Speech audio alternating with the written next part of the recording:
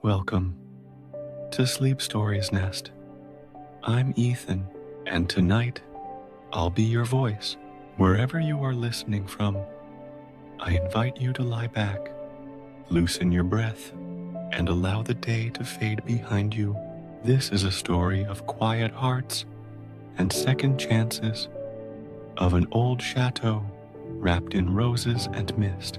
Let the words drift over you like candlelight, and if, somewhere between the sentences, sleep begins to find you, let it.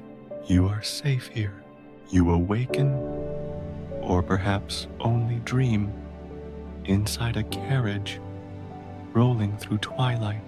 The wheels hum softly over a ribbon of whetstone, the sound steady and hypnotic.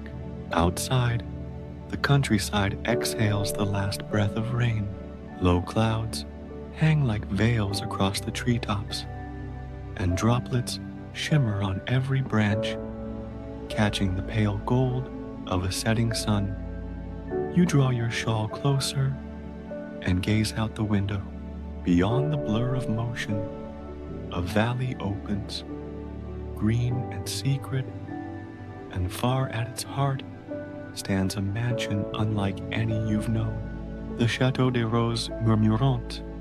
The locals call it the Chateau of Whispering Roses. Stories say the roses there never stop blooming. Even in frost, they lean from their vines and speak to the wind, not in words, but in perfume and sighs. You smile faintly at the thought, unsure whether it's superstition or poetry. Either way, you're being carried toward it now. The coachman, a quiet old man with silver hair beneath his hat, says little, but when you ask how far remains, he tips his head toward the horizon. Not long, he murmurs, his voice like gravel, softened by moss. When you see the lamps in the trees, you'll know you've arrived. Moments stretch, the forest thickens, branches arching over the road, until daylight dissolves into a green dusk.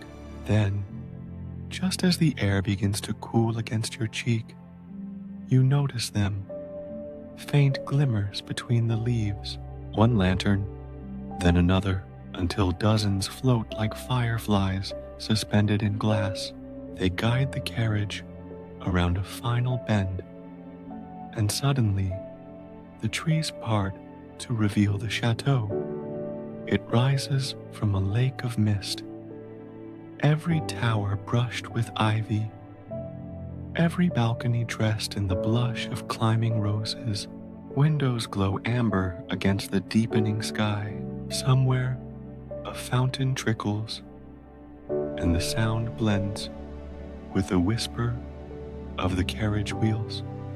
Your heart lifts and trembles all at once. For weeks you've traveled toward this invitation, a letter written in delicate hand, sealed with wax the color of moonlight. The letter promised work, or perhaps refuge. It promised a place where kindness still lives. Now, as the horses slow, you glimpse the crest carved above the gate. Two roses intertwined around a sun. The gates creak open. Warm air spills out, scented with rain, wood smoke, and the faint sweetness of old blooms. The carriage stops before the grand steps. You step down carefully, boots touching the damp stone, and look up. Every shutter is open, and from within comes the hush of music, not lively, but slow and thoughtful, like someone remembering an old melody alone. A butler appears, tall, composed, his coat dark as ink. He bows just enough to suggest respect without pride. "Welcome to the chateau," he says. "The Baron is expecting you." The name hangs softly in the air. The Baron. You've heard whispers about him in the village. A reclusive scholar, living among books and roses, rarely seen beyond the gate. Some call him brilliant, some call him cursed, but the way the butler speaks carries only gentleness, as if the truth were something quieter than gossip could hold. You follow him up the steps. Each stone sighs beneath your weight, the echoes blending with the rain's steady rhythm. Inside, the chateau glows like a hearth. The entrance hall stretches wide, filled with portraits softened by candlelight. Tapestries shimmer with scenes of forests and stars. A scent of lavender lingers, old but pleasant. Somewhere down the corridor, a clock strikes 7. One clear note, followed by 6 that fade like ripples. "You'll wish to rest," the butler says. Yet curiosity pulls you onward. You pause beneath a grand staircase, tracing the carved banister where roses twist from wood as though alive. The craftsmanship is extraordinary. Each petal so real, you half expect dew to fall. Through a doorway to your left, fire burns low within a marble hearth. The room is lined floor to ceiling with books, and there, seated in a leather chair with his back to you, is a man reading by lamplight. The butler clears his throat softly. "Baron, your guest has arrived." The man looks up, slowly, as if drawn from another world, and the lamplight brushes across his features. Not monstrous, not entirely handsome either, but marked by something ancient, a depth of stillness that seems to listen even when he does not speak. His voice, when it comes, is low and even. "Welcome," he says. "You must be tired from the road." You bow your head in thanks. For a moment, silence stretches between you. Not awkward, but thoughtful. The fire crackles. A log settles with a sigh. He gestures toward the flames. "Please warm yourself. Supper will be ready soon." You take the offered seat near the hearth. The heat touches your chilled fingers. The scent of pine and smoke wraps around you. Outside, the rain softens to mist, tapping gently against the windows. The Baron resumes reading, though now his eyes drift more often from the page. It feels as though he's studying the quiet between you both, listening to how the room breathes. You glance toward the shelves. Thousands of volumes rise like pillars, spines faded with age. One lies open on the side table, a treatise on astronomy. Beside it, a small vase of roses, still wet from the rain, fills the air with scent. The Baron follows your gaze. "They grow even in winter," he murmurs. Perhaps because they are stubborn, or perhaps because they remember. The way he says it, softly, almost to himself, makes you wonder what he means. He closes the book gently. "Come," he says at last. The table is set. The corridor to the dining room glows with rows of candles cupped in glass. Their reflections shimmer along the floor like small pools of gold.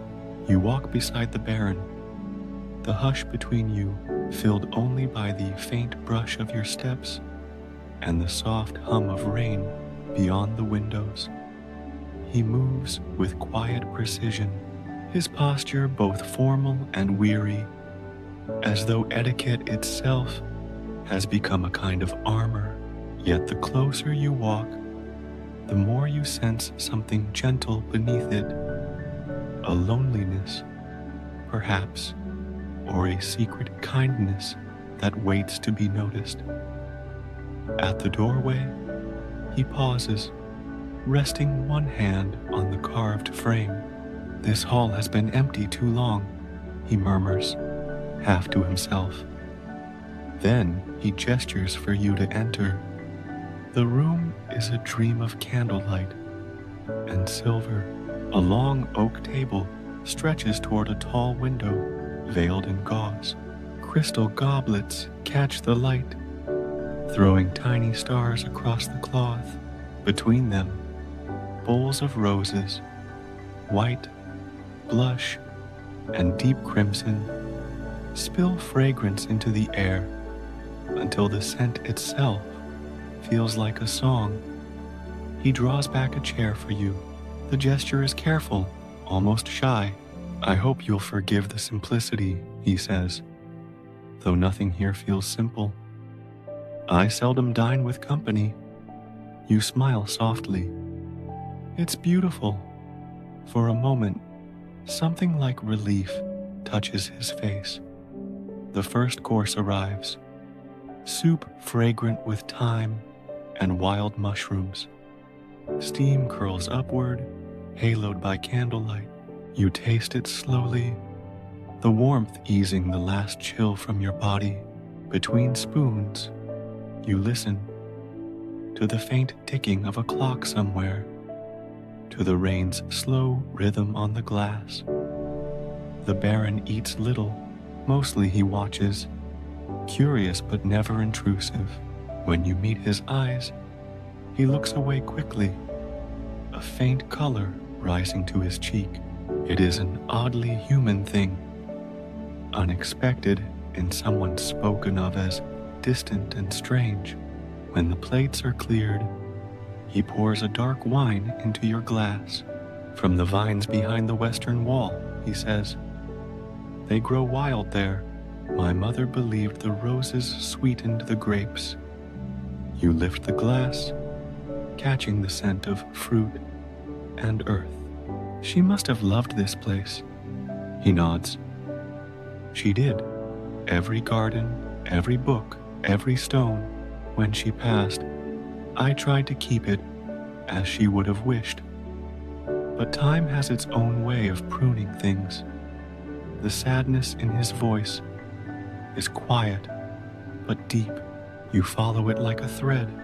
The roses still bloom. You say gently. He looks toward the window where the vines tremble in the rain. "Yes," he answers. "They refuse to stop." A faint smile touches his lips. The first true one you've seen, and the room warms around it. After the meal, he offers to show you the library. The corridor narrows, ceiling arched with beams, blackened by age. Lanterns swing on iron hooks, their flames drawing soft halos against the plaster. When the door opens, a hush deeper than silence greets you. Rows upon rows of books climb toward the vaulted ceiling, ladders standing ready like faithful companions. The air smells of parchment and rose oil. "This was my father's heart," he says, "and now it's mine." You walk slowly between the shelves, fingertips brushing spines stamped in gold. "Do you read them all?" "Only enough to learn how little I know," he answers, with a small laugh, a sound both humble and musical. You pause by a window. Outside, the gardens glimmer with dew, the roses luminous under moonlight. Somewhere, beyond them, frogs begin to sing, their voices low and rhythmic, blending with the whisper of water from the fountain. The Baron joins you at the window. "The nights here are never truly silent," he says. "When the world sleeps, the house remembers." He says it as though the walls themselves are alive. A clock chimes again. 8 slow notes. The sound drifts through the corridors like the echo of a distant bell tower. He turns to you. You've had a long journey. Your chamber is ready. He leads you up the grand staircase. Each step glows with lamplight. Portraits watch quietly from the walls. Men and women in fine clothes, all sharing the same subtle, thoughtful eyes. Halfway up, he stops before a window landing. The moon peers through clouds, spilling silver across his face. For an instant, his expression softens completely, as though the light itself has forgiven him for something unseen. Then, almost in a whisper, he says, "I hope you'll find peace here." The chateau gives it to those who listen. You want to ask what he means, but he's already turning to continue upward, his shadow long upon the steps. The guest chamber welcomes you with warmth. A small fire burns in the grate. Beside it, a vase of pale roses tilts gracefully toward the flame. The bed is vast and draped in gauze that moves with every breath of air. On the nightstand rests a single book, its cover embroidered with a sun among roses, the same emblem carved above the gate. You open it to the first page and find no words, only the faint outline of petals, pressed long ago, their scent still lingering. You sit on the edge of the bed, listening to the murmur of rain. It has grown lighter now, more like a lullaby than weather. From somewhere below comes the soft echo of a piano, a slow melody, tentative and beautiful, winding through the halls as though seeking someone who might understand it. You rise, drawn to the sound. The corridor outside your door glows with moonlight. You follow the notes through turns and arches until you reach a half-open doorway. Inside, the Baron sits at the piano. No candles, only moonlight through high windows, washing over him in silver. His hands move gently across the keys, each note falling like a drop of water into stillness. You stand unseen for a moment, watching. Something in the music speaks of loss, but also of forgiveness. When he finally notices you, he does not startle. He simply lowers his hands and lets the silence rest between you. "I play when the house cannot sleep," he says softly. You step closer. "And does it ever sleep?" He smiles faintly. "Only when the roses dream." The Baron's words linger in the air long after the final note fades. "Only when the roses dream." You glance toward the tall windows. Outside, the rain has stopped entirely, leaving the world glazed with silver light. The gardens breathe, every petal glistening with dew, every leaf trembling faintly as though sighing in its sleep. The Baron rises from the piano and moves to close the lid, his movements measured, graceful. "It's late," he murmurs, not as dismissal, but as kindness. "The halls can be confusing at night. Allow me to walk you back." You nod, and together you step into the corridor. The moon follows through the windows as you walk, bright enough to paint soft halos along the walls. You notice small things, the shimmer of dust caught in the light, the distant ticking of a grandfather clock, the faint scent of roses that never seems to fade. Neither of you speaks. It's a comfortable silence, the kind that hums gently beneath conversation, like the soft bass of a song. When you finally reach your chamber door, he pauses, resting one hand lightly on the frame. "There is a key," he says, gesturing to the table. "Though no lock in this house has been turned in years, you are safe here." His voice, calm and low, carries a strange certainty, a promise that the chateau itself listens and protects. You thank him quietly. He bows, almost imperceptibly, then retreats down the corridor. The echo of his footsteps lingers a while, then fades into the hush of the sleeping house. Alone again, you step to the window. The sky has cleared completely. Stars glimmer above the dark silhouette of the forest, and somewhere near the fountain, a nightingale begins to sing. Its melody is faint but tender, threading through the air like a silver thread. You breathe in slowly, filling your lungs with the cool scent of roses and rain. Something shifts inside you, a stillness you hadn't known you were missing. It feels as if the house itself is exhaling with you, the rhythm of its old heartbeat sinking to your own. You draw the curtains and turn back toward the bed. The fire has burned low, the embers glowing like sleepy eyes. You slip beneath the covers. The sheets are warm and smell faintly of lavender. Your body begins to melt into the mattress, every muscle unwinding. Outside, the fountain's trickle becomes a lullaby. You close your eyes, but the chateau is not finished speaking. You dream, or perhaps only continue living. Within the same room, the moonlight has turned liquid, flowing across the floor like water.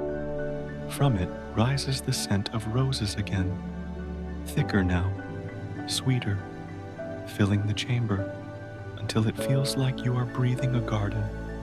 A faint whisper hums beneath the fragrance.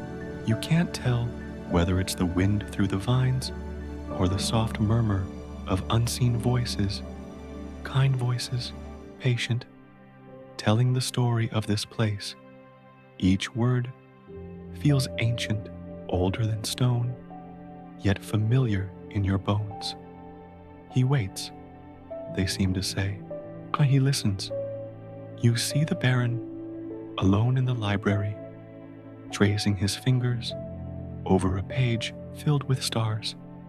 He is reading aloud to no one, yet the air around him glows faintly, as if the words themselves remember being spoken here before.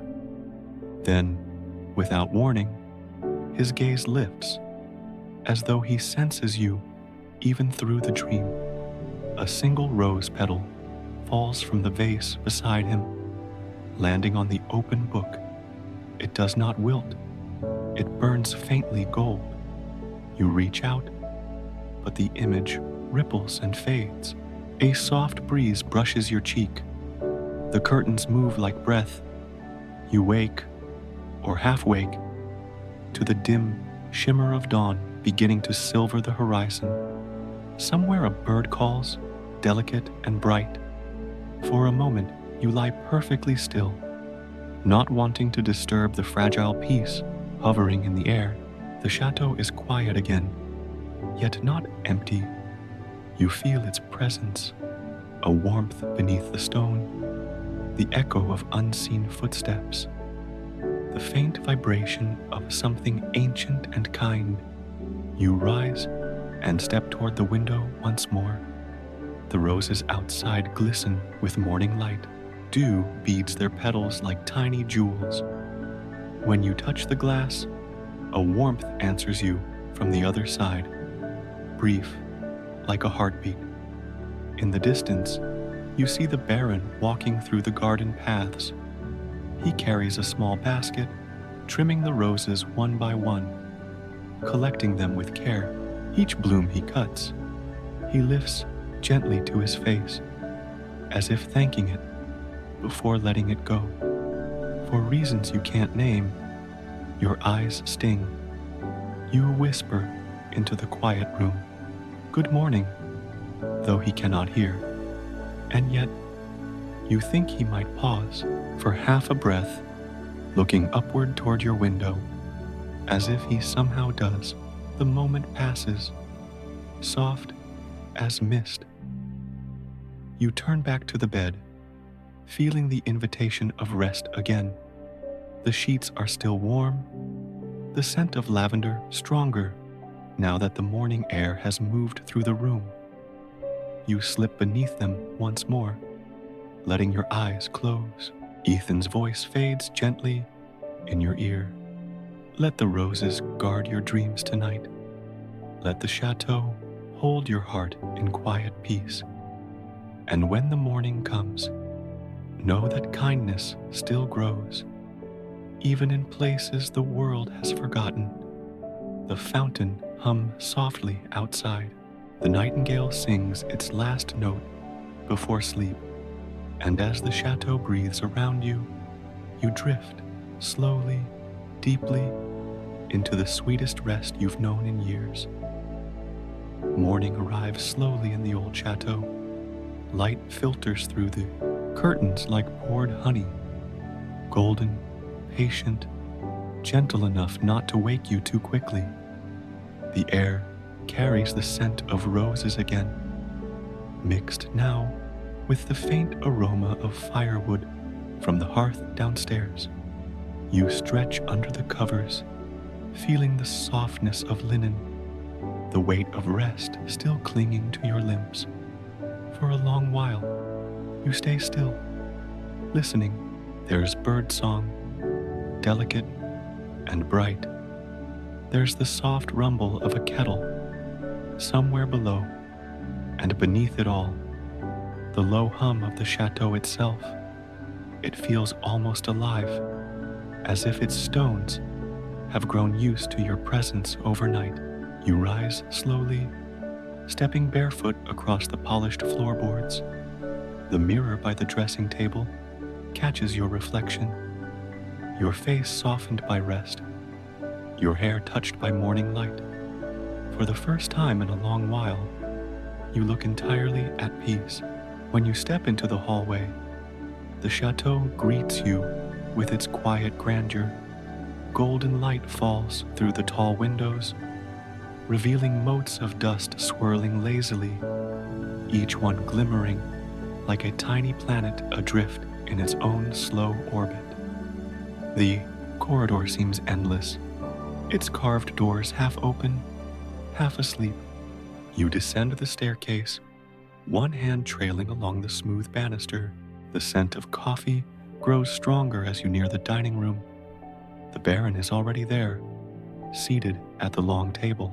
A newspaper lies open before him. Though his eyes are turned toward the window, the morning light gilds his profile. Kind, thoughtful, perhaps a little melancholy. When he hears your footsteps, he turns, and the faintest smile softens his features. "Good morning," he says quietly. His voice feels like sunlight settling into a cool room. You greet him in return and take your seat. The table is simple today. Bread, fruit, and coffee steaming in delicate porcelain cups. For a time, you eat in companionable silence. The ticking clock, the gentle scrape of silver on china, the rhythmic drip of the coffee pot, all seem to weave together into something calm and unhurried. When at last the Baron speaks again, his tone is gentle, curious. "Have you explored much of the chateau yet?" You shake your head, smiling faintly. "Not beyond the gardens," you admit. "It feels endless." "It is," he replies. "Endless and a little peculiar. Some corridors lead nowhere. Others change direction when you least expect. But there is one room worth finding." He pauses, eyes glinting with quiet amusement. "The library." The word itself seems to stir the air. You feel something shift inside you, a faint thrill, like being invited into a secret. "The library?" you repeat softly. He nods. "A house this old keeps many stories, but the library, it keeps them all. If you wish, I'll show you after breakfast." Your heart warms at the offer. You nod. He smiles, and for a fleeting instant, you could swear his eyes reflect the same golden light that fills the room. When breakfast ends, you follow him through a long corridor lined with portraits. Each painting seems to watch your passing.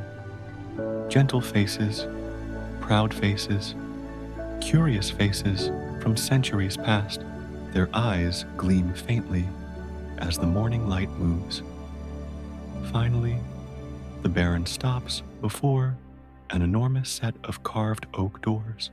Their handles are cold beneath your fingertips, old brass, polished by time. He turns the key, and the doors open with a sound like an exhale. Inside, the air smells of paper, dust, and faint vanilla.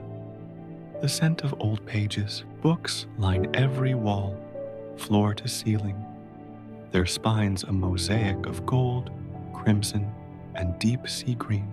The ceiling arches high above, painted with constellations so detailed they almost seem to move. A tall window at the far end floods the room with amber light, catching the floating dust in a soft shimmer. It's like stepping into a cathedral of stories. The Baron watches your expression and smiles faintly. "You may read whatever you like," he says. "In this place, every voice that has ever mattered waits patiently to be found." You trace your fingers along the nearest shelf. The titles whisper familiar names: Descartes, Voltaire, Dante, Austen, Shelley. You pause at one spine that has no title, only a faint engraving of a rose. "May I?" you ask. He nods. The library chooses its reader more than the other way around. You open the book. The pages are blank, yet as the sunlight touches them, faint words begin to appear, slow, glowing, as though written by invisible ink. They form a single line. "When kindness is spoken, even the stones remember." You glance at the Baron. He seems unsurprised. "It does that," he murmurs. The chateau has a way of revealing what one most needs to hear. He moves toward the desk, gathering a few loose papers, the sleeves of his linen shirt brushing the table's edge. His movements are deliberate, elegant in their quietness. You stand in the center of the library, surrounded by 1,000 waiting books, and realize that you have never been in a space so alive or so patient. The silence hums softly. The light bends gently through the window, catching in your hair. A thought crosses your mind, soft but impossible to ignore. This is not just a house. It's a memory, one that keeps breathing. You spend the rest of the morning exploring its corners, tracing ladders, turning forgotten pages, reading lines aloud into the golden quiet. The Baron drifts in and out, tending to his own tasks, but always near enough to answer a question, to share a thought, to smile at some small wonder you uncover. When you pause to rest by the window, you notice the gardens below, the rose bushes swaying gently in the wind, the fountain glittering like glass, and somewhere deep within the house, you can hear a low hum, the sound of distant chimes, ringing softly in no particular rhythm, as if marking time not by minutes, but by dreams. The chateau watches, the books breathe, and beside you, the Baron looks almost at peace. Afternoon descends softly over the chateau, and the golden light that once filled the library has deepened into honeyed amber, rich, slow, alive. You kneel by a low shelf, dusting the spines of old books one by one. The feather duster makes faint whispering sounds, like the turning of forgotten pages. Each time you touch a book, tiny motes of light drift upward. Not dust exactly, but something finer, something that gleams like starlight caught in air. At first, you think it's only sunlight playing tricks, but then one of those motes lingers, hovering near your hand.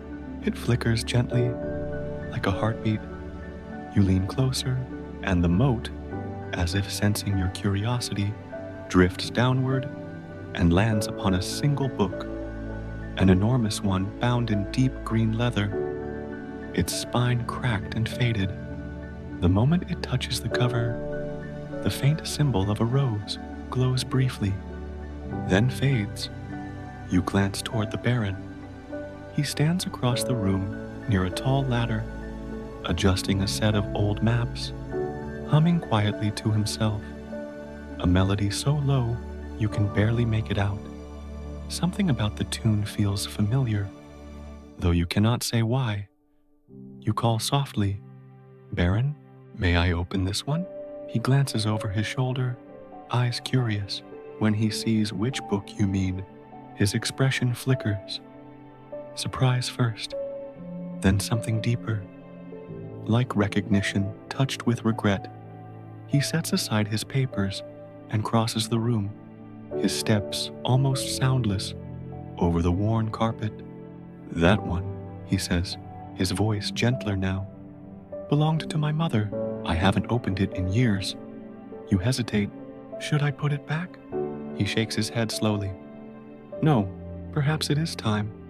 You lift the heavy cover.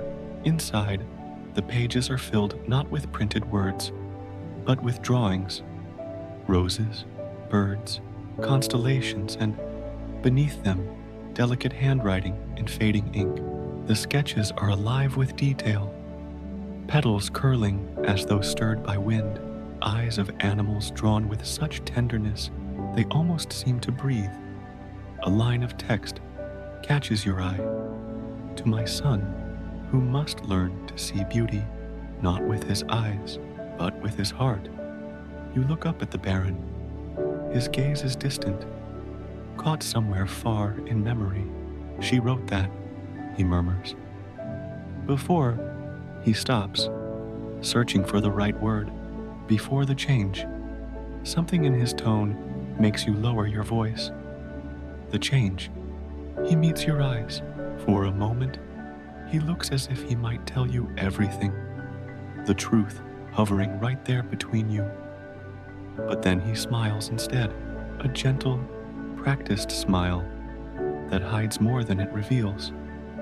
"Another time," he says softly, "stories, like people, reveal themselves when they are ready." You nod, sensing that pressing further would disturb the quiet grace of the moment. So instead, you return your gaze to the pages, the sketches of roses, the faint symbols in the margins, the tiny notes that seem half poem, half prayer. As you turn the final page, something slips out and falls onto the floor with a delicate sound. It's a ring, silver, small, glinting faintly in the amber light. You pick it up carefully. The gem is blue, deep as twilight. "Was this hers?" you ask. The Baron kneels beside you, his large hands trembling slightly as he takes the ring between his fingers. "Yes," he whispers. "She called it la lumière cachée, the hidden light. She said it was a reminder that even in darkness, something always waits to shine again." You watch the way the gem reflects light onto his palm, a shimmer of ocean and sky. Without quite meaning to, you say, "It suits you." He smiles, faintly embarrassed. "Perhaps, but it suits you better." He sets the ring gently upon the table, as though afraid to disturb the weight of its memories. Outside, the wind begins to rise, brushing against the tall windows. The sound is almost like a sigh. For a long while, neither of you speaks. The only movement is the fluttering of the curtains and the slow drift of the dust that isn't dust, those tiny lights that seem to breathe in rhythm with the chateau itself. You glance at the Baron again and realize that the fading sunlight has caught in his hair, softening his outline, warming his features. For the first time, he looks not like a man burdened by secrets, but simply like a man remembering how to exist in the company of another. He clears his throat softly. Would you like to see the upper gallery?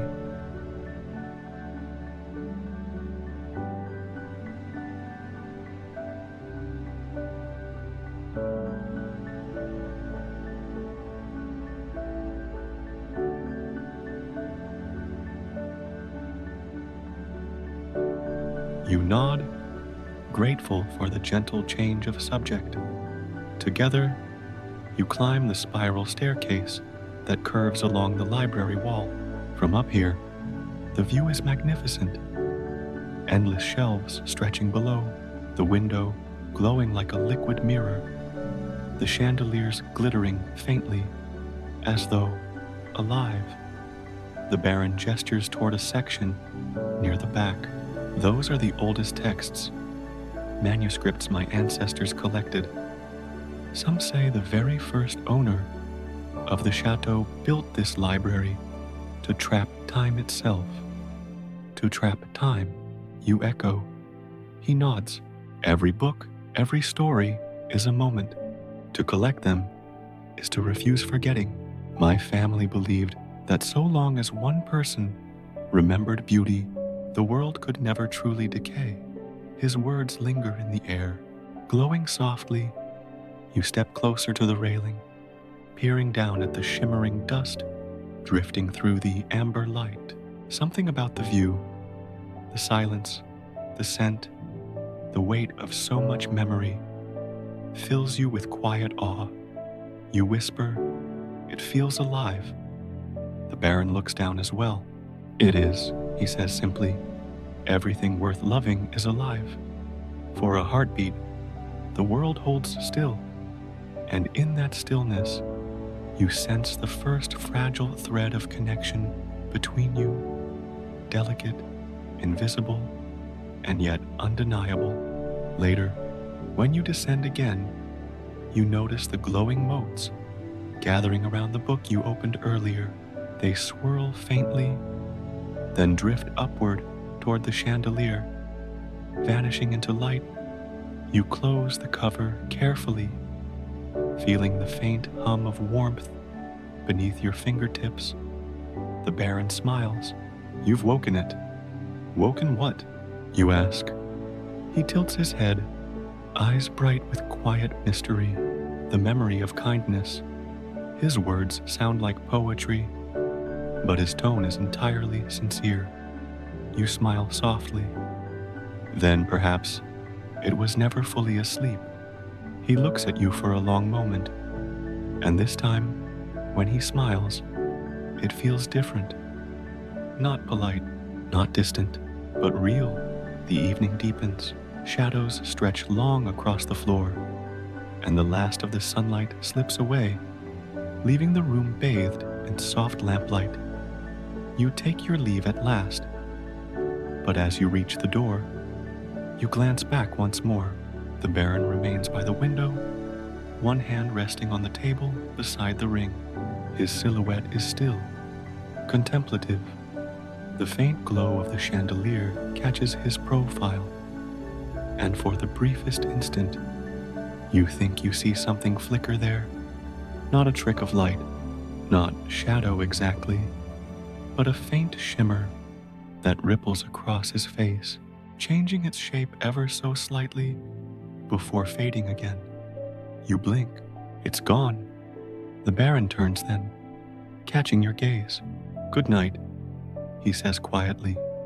"Good night," you reply, though your heart is suddenly full of questions you cannot name. And as you step into the hallway, the scent of roses follows you, faint and haunting. Night drapes itself over the chateau like velvet. The corridors breathe a softer rhythm now, candles guttering in their sconces, curtains lifting in small sighs as the wind wanders the halls. You walk slowly toward your chamber, the soles of your shoes making the faintest sound against the marble. Each echo seems to belong to another century. Behind you, the great library door closes with a deep, tender click. as if sealing its secrets until morning. When you enter your room, a fire is already lit. Someone, perhaps the invisible hands that seem to tend this place, has drawn the curtains, turned down the bed, and left a single rose upon the pillow. Its petals gleam with dew, though no rain has touched it. You set it gently on the bedside table, watching the way the flame light paints shadows along the wall. A clock somewhere down the hall chimes 10 times. The sound rolls through the chateau like a heartbeat, measured, steady, reassuring. You sit by the window, drawing your shawl around your shoulders. Outside, the gardens sleep beneath a silver moon. The fountains shimmer faintly, frozen in their own quiet music. Then, a soft knock, the Baron's voice, low and hesitant, reaches through the door. "Forgive me, may I disturb your peace for a moment?" You open the door. He stands there, half lit by the hallway lamp. That same halo of gentleness around him, yet something restless in his eyes. In his hand, he holds the blue ring from earlier. "I thought you might keep it for the night," he says. His voice almost falters on the word night, as if it carries some memory heavier than sleep. You take the ring, feeling its weight, surprisingly warm, as though it remembers the light it once held. "Thank you," you whisper. For a breath, neither of you moves. Then he inclines his head, offering the faintest smile. "Sleep well." The house, it sometimes dreams along with its guests. With that, he turns and disappears down the corridor. You close the door softly, his words lingering in the quiet. The fire crackles. You sit again by the window, holding the ring up to the light. Inside the gem, a tiny glimmer swirls. Not a reflection, but something alive, pulsing like a heartbeat of its own. You place it on the table, beside the rose, and climb into bed. The sheets smell faintly of lavender and rain. As your eyes begin to drift, you hear the faint murmur of the chateau. Not voices exactly, but the sound of wood and stone, remembering, sighs, whispers, the shuffle of unseen footsteps. The candle flickers once, twice, then steadies, and in the dim glow, you think you see movement at the far corner of the room, the outline of a tall figure, watching quietly, not threatening, simply present. It could be shadow, it could be dream. The figure lifts one hand, almost as if in blessing, then fades with the candle's final breath. You sleep, and in that sleep, the chateau opens its heart. You dream of corridors filled with roses that bloom silently in moonlight, of a young woman laughing beside a man whose face is hidden in shadow, of a garden where every petal glows with starlight and the air hums with a melody you've never heard but somehow know. Through it all, one voice drifts to you, low, kind, unhurried. To see beauty with the heart is to free what has been bound. When you wake, dawn is breaking. The fire has gone cold, yet the rose beside you is still fresh, and the ring still glimmers, faintly blue. You step to the window. The gardens stretch beneath morning mist, every blade of grass jeweled with dew. Somewhere below, you glimpse the Baron walking along the path, head bowed, hands clasped behind his back, as if he too is listening to the awakening world. The chateau hums gently around you. Something has changed. Small, invisible, but real. The silence feels softer, the light warmer, the air more forgiving. You touch the ring on the table, and a single thought drifts through your mind, unbidden, certain. The house is healing. And with that quiet realization, you breathe deeply and prepare for another day in the place where stories wait to be found. The morning arrives like a sigh of light. Soft gold slips across the curtains, warming the edges of your room. You wake slowly, not with the sharpness of alarm, but with the hush of renewal. That delicate moment between dreaming and remembering. Somewhere far off, a lark begins to sing. Its song moves through the air like a ribbon of silver, weaving through the corridors, touching walls that still hold the scent of old smoke and lavender. You stretch beneath the cool sheets. The rose on your bedside table has opened further during the night, its petals wide and luminous, as if it had been listening to the same dream that held you. And beside it, the blue ring gleams faintly, reflecting the first sunlight. For a moment, you simply sit there, feeling the stillness breathe. The chateau, ancient and vast, seems to be listening too. You rise, wash your face in a porcelain basin where water catches the window's light, and step to the balcony. The view steals your breath. Below lies the garden, an ocean of green dotted with pale roses, dew-heavy hedges, and pathways winding like soft memories. At its heart stands a pergola of white stone, overgrown with vines that glitter faintly in the sun. Somewhere, a bell rings, not sharp or commanding, but warm, as if the house itself is stretching awake. You hear footsteps in the courtyard below. The Baron walks there, coat unbuttoned, hair slightly tousled by the morning breeze. He pauses to lift a fallen blossom, turning it in his hand with a kind of reverence. When he glances up and spots you, his face brightens. He raises the flower slightly, a silent greeting. You find yourself smiling back. A few minutes later, you meet him at the garden gate. The air is cool and scented with earth, the grass damp beneath your shoes. "Good morning," he says, voice low but carrying that calm steadiness that already feels familiar. "Good morning," you reply. "The gardens are more alive than I remember." He nods. They respond to company. For many years they had none. You follow him down the path. The hedges lean inward, forming gentle tunnels of shade. Birds flicker between branches, flashes of gold and brown and blue. The Baron gestures to a small stone fountain ahead. "My mother called this place the Garden of Echoes."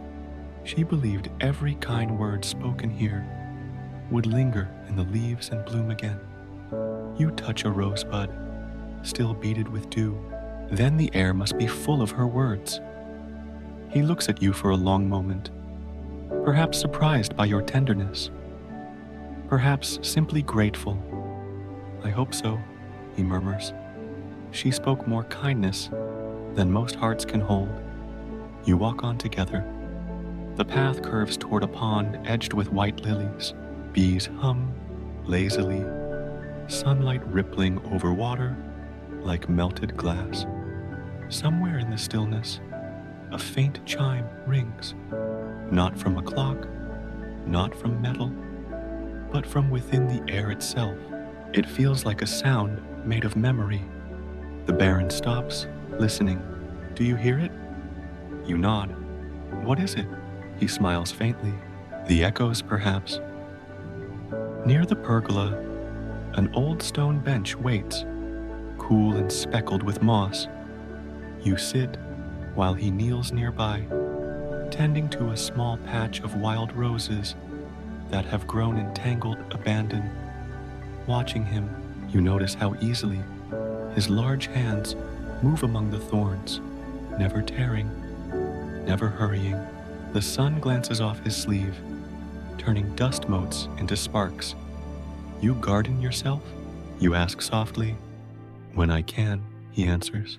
"It reminds me that beauty is work, patient work. The enchantment here, he pauses, searching for the right word, fades without care. You study his face, strong, yet marked by quiet weariness. Do you ever tire of caring for it alone? He leans back on his heels, considering. I thought solitude was safety. But lately, he glances toward you, the shadow of a smile at his lips. Lately, the silence feels heavier than before. The wind stirs. Petals drift between you. A handful of white snow in the sun. You want to answer, but words fail. Instead, you let the moment hold. A pause long enough for the heart to breathe. The Baron stands and gestures toward the pergola. Come, he says. There's something you should see. You follow him through the climbing vines. Inside, the light filters green and gold, patterned like stained glass. In the center sits a weathered table, its surface carved with intricate swirls that almost resemble constellations. He brushes away a few leaves and reveals a small metal box inset into the table's stone. Its hinges are old but gleam faintly, as though recently polished. He looks at you. Would you open it? You hesitate, then lift the latch. The lid creaks softly, revealing a folded sheet of parchment and a handful of dried rose petals that release a scent of honey and thyme. The parchment bears handwriting that looks hauntingly like the one from the green book in the library. You read aloud. When the heart begins to listen, the spell begins to sleep. The Baron's breath catches. She wrote this too. He takes the parchment gently, eyes moving over the lines as though touching them with memory. Then he smiles. Not sadness this time, but recognition. She believed love itself was a kind of wisdom, he murmurs. That to be kind without reason was the truest form of knowledge. You feel something shift in the air, a soft stirring, almost imperceptible, yet undeniable. The vines around the pergola tremble, leaves whispering, as if the garden is sighing in relief. You glance upward and notice tiny sparks of light among the roses, faint as fireflies. The Baron notices too. They haven't done that in years, he says quietly. What are they? He smiles. Echoes, perhaps, answering kindness with light. For a while, you both sit beneath that living canopy, watching the garden shimmer around you. The day grows warmer, bees hum nearer, and time itself seems to dissolve into sunlight and scent. You close your eyes, letting the warmth soak through your skin. Somewhere nearby, the Baron's voice murmurs a line from a book. Every garden begins with a heart willing to forgive the thorns. You open your eyes and meet his gaze. Something wordless passes between you. Not promise, not confession, just quiet understanding. And when a soft breeze drifts through, carrying the faint fragrance of the roses, it feels like the chateau itself is exhaling a deep, contented sigh of peace. By midday, the sun burns high over the garden. The air is warm, humming with bees. Every leaf glows from within, as though sunlight had become liquid and poured itself into the veins of the roses. You and the Baron wander slowly back toward the house. Between you, silence feels companionable, like an old melody returned to memory.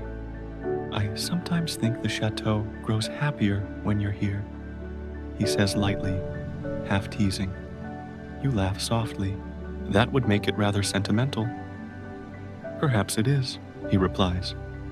Old places have souls, I think, and this one has been lonely for too long. You glance at him, wondering if he's speaking of himself but his eyes are fixed on the path ahead. Faint rumble moves through the sky. The low promise of rain. Clouds begin gathering at the horizon, pale at first, then thickening into the deep gray of late summer storms. Will it rain soon, you ask? He lifts his face toward the changing light. Yes, and when it rains here, it rains in earnest. You hurry together toward the pergola, laughing as the first fat drops fall, cool and heavy, darkening the stone beneath your feet. By the time you reach shelter, the sky opens. Rain descends in silver sheets, blurring the garden into a soft watercolor of motion and sound. The air smells of damp soil and crushed petals. For a long moment, neither of you speak. You simply watch. The world beyond the vines becomes a shifting mirror of water. Fountains overflow. The pond ripples wildly, and every rose shivers under its burden of rain. Inside the pergola, the air is cool and intimate. The vines sway gently, their leaves dripping crystal. A faint, earthy scent rises from the old stone beneath your shoes. The Baron stands near the edge, hand braced against a pillar, his hair darkened by the mist. For once, his usual stillness seems broken, softened. He turns toward you. Do you mind storms? Not when I'm dry, you answer, smiling. He laughs quietly, a rare, warm sound that feels like sunlight despite the rain. When I was a boy, he says, I loved to stand in storms. My mother would scold me for ruining my clothes, but she used to say that rain was heaven's way of reminding us we are small and cleanable. Cleanable, you echo, amused. He shrugs, smiling faintly. She made up words when others weren't enough. You laugh, and the sound mingles with the rain. The minutes stretch, gentle and slow. Outside, the garden seems to breathe. Leaves trembling, petals glistening. The fountain's song becomes a whisper beneath the storm. The Baron's voice, quiet now, drifts through the air. Do you ever miss the world beyond these walls? You think of your small village, your family, the endless noise of ordinary days. You shake your head, not as much as I expected. This place feels alive, somehow, like it's listening. He nods slowly. It does listen. Perhaps that's what magic is. A place that remembers. Rain slides down the vines, beating on his sleeve. For a heartbeat, he looks not monstrous, not cursed, but utterly human. Just a man caught between regret and hope. You take a step closer, and what does it remember about you? He meets your gaze. Too much, I fear. But lately, something new. What's that? He hesitates, then says softly, that forgiveness can arrive wearing a gentle face. You feel your heart stutter, not from shock, but from recognition.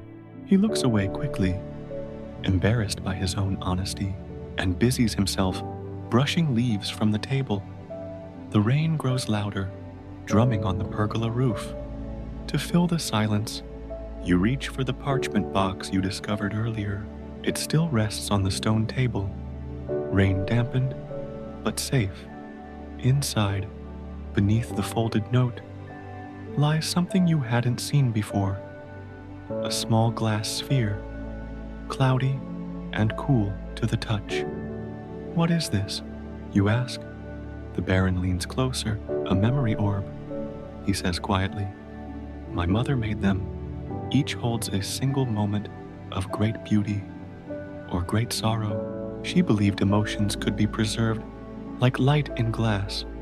You hold it carefully, peering into its milky depths. At first you see only swirling mist. Then, faintly, an image begins to form. A woman laughing among rose bushes, sunlight tangled in her hair. Her voice echoes softly, "Kindness is not owed, my son. It is chosen." The vision fades, leaving you breathless. "That was her?" He nods. "The last summer before she died." You replace the orb carefully. The garden outside shimmers through the curtain of rain, blurred but radiant, like a painting touched by memory. "She was right," you whisper. "Kindness is chosen, and perhaps that's what breaks curses too." He watches you for a long moment, so long you can hear the soft rhythm of your own heartbeat against the storm. Then, quietly, he says, "If that is true, then you've done more magic here than I ever could." Lightning flashes, not frightening, but bright enough to light the garden in sudden silver. You both instinctively step closer to the pergola's center. A pulse of thunder follows, soft and distant. You realize you are standing very near to him now, close enough to see the rain caught on his lashes, to smell the faint scent of parchment and cedar that always seems to cling to him. The air hums between you. You lower your gaze, unsure what to say, but the Baron breaks the tension with gentle grace. "Come," he says, motioning toward the doorway. "The storm will pass soon. When it does, you must see what it leaves behind." He takes a lantern from its hook and lights it. The glow paints his face in amber, turning the sharpness of his features soft and kind. As the rain lessens, the world beyond the pergola begins to shimmer. Drops cling to every petal, catching the last gray light like stars. The air smells washed, pure, and new. When you step out, the soil gives softly underfoot. The Baron offers his arm, a gesture so old-fashioned it nearly makes you laugh, yet you accept it without hesitation. Together, you walk the glistening path. The roses bow under their jeweled burden, and for a moment, the entire garden seems to exhale. The Baron murmurs, almost to himself, "Every storm leaves a reflection. You simply have to be patient enough to see it." You look around, puzzled, until you notice that the puddles scattered across the garden are not reflecting the sky, but the faces of roses instead. Thousands of them, each one faintly luminous. "Is it real?" you whisper. He smiles faintly, "Real enough for those who believe." The world after rain feels like another world entirely. Every leaf gleams with silver.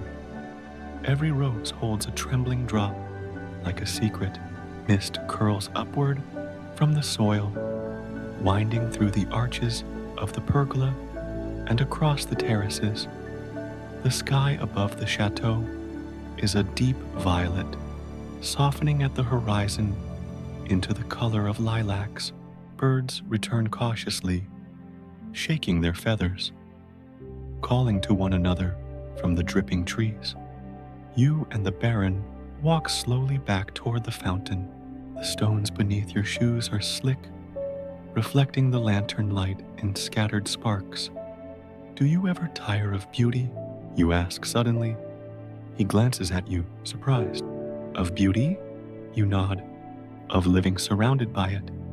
"Sometimes I think if a place is too beautiful for too long, it begins to feel unreal." He smiles faintly. "That depends on whether the beauty you see belongs to the world or to memory. This place," he gestures around you, "was built by both." You pause beside the fountain. The water has turned clear again, fed by the rain. You can see your reflections side by side, rippling in the pale light. "Tell me something," you say softly. "The villagers, they call you cursed. Is it true?" The Baron's smile fades.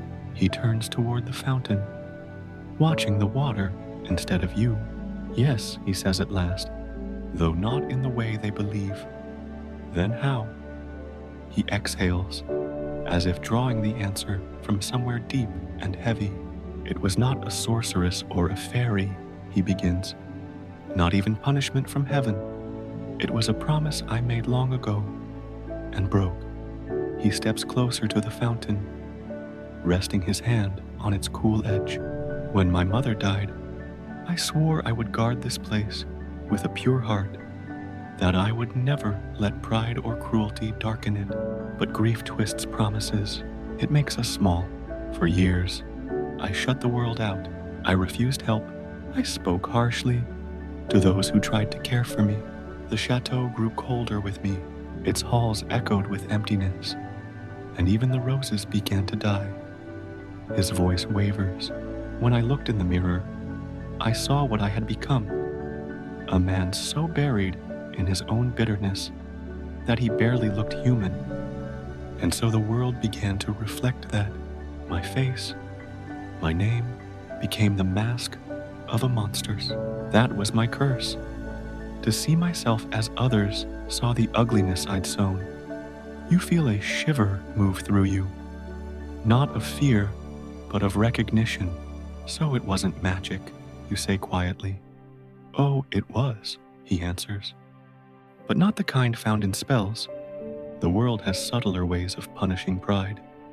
He looks up at you then, eyes dark but steady. For a long time, I thought I could atone by knowledge alone. I read every book in my library. I learned the philosophies of forgiveness, the theologies of grace, but none of them mattered until you arrived. You blink, startled. Me, he nods slowly.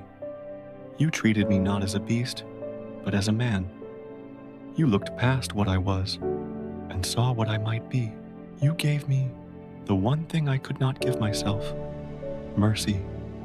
The words hang in the damp air between you. Lantern light flickers on the fountain, throwing gold across your faces. A sudden gust rustles through the vines. The scent of wet roses thickens, sweet and dizzying. You can hear the chateau breathing, windows creaking, ivy shifting against the stone, water dripping in slow rhythm. And then you notice something strange. The roses nearest the fountain have begun to bloom again. Not gradually, but all at once. Each bud unfolds in a slow sigh, spilling crimson petals into the air. The sight is silent and impossible. You gasp softly, "Antoine!" He turns, following your gaze, and freezes. His expression flickers between awe and disbelief. "It's happening again," he whispers. "What is?" He doesn't answer. Instead, he takes your hand and presses it gently to his chest. Beneath your palm, you feel his heart. Fast, unsteady, alive. "Listen," he says. "Do you hear it?" At first, all you hear is the distant dripping of water. Then, slowly, a faint harmony rises. A whisper, almost like voices, beneath the wind. It isn't words, but something deeper. Gratitude, release, remembrance. The garden is singing. The petals swirl upward, caught in invisible currents. The air glows faintly around you, soft as dawn light. Antoine's face shifts in that moment. Not physically, but perceptibly. The harsh lines seem gentler, the shadows less deep. For an instant, you glimpse not the beast the villagers feared, but the man he must have been long ago. Youthful, unburdened, kind. The light fades as quickly as it came, leaving only the scent of rain and roses. You draw your hand back slowly. "Was that your mother?" He nods once. "I think she's been waiting for this, for the garden to forgive me." "And did it?" He looks around, eyes shining. "I believe it has." A long silence follows. The night deepens, heavy with the hum of crickets and the murmur of distant thunder moving away toward the hills. Fireflies begin to blink among the hedges like small souls set free. Then, with a half smile, he says, "You should rest. Tomorrow will be clear, and I have something to show you." "What is it?" He hesitates. "The part of this house that remembers joy. You've seen its sorrow. Now you'll see what it was built for." You nod, though curiosity burns within you as you follow him back through the dripping arches. The chateau seems different. The corridors breathe warmth again. Somewhere far above, a music box plays a slow, lilting tune you've never heard before. At the base of the grand staircase, he pauses and bows slightly. "Good night, mademoiselle," he says softly. "And thank you for listening."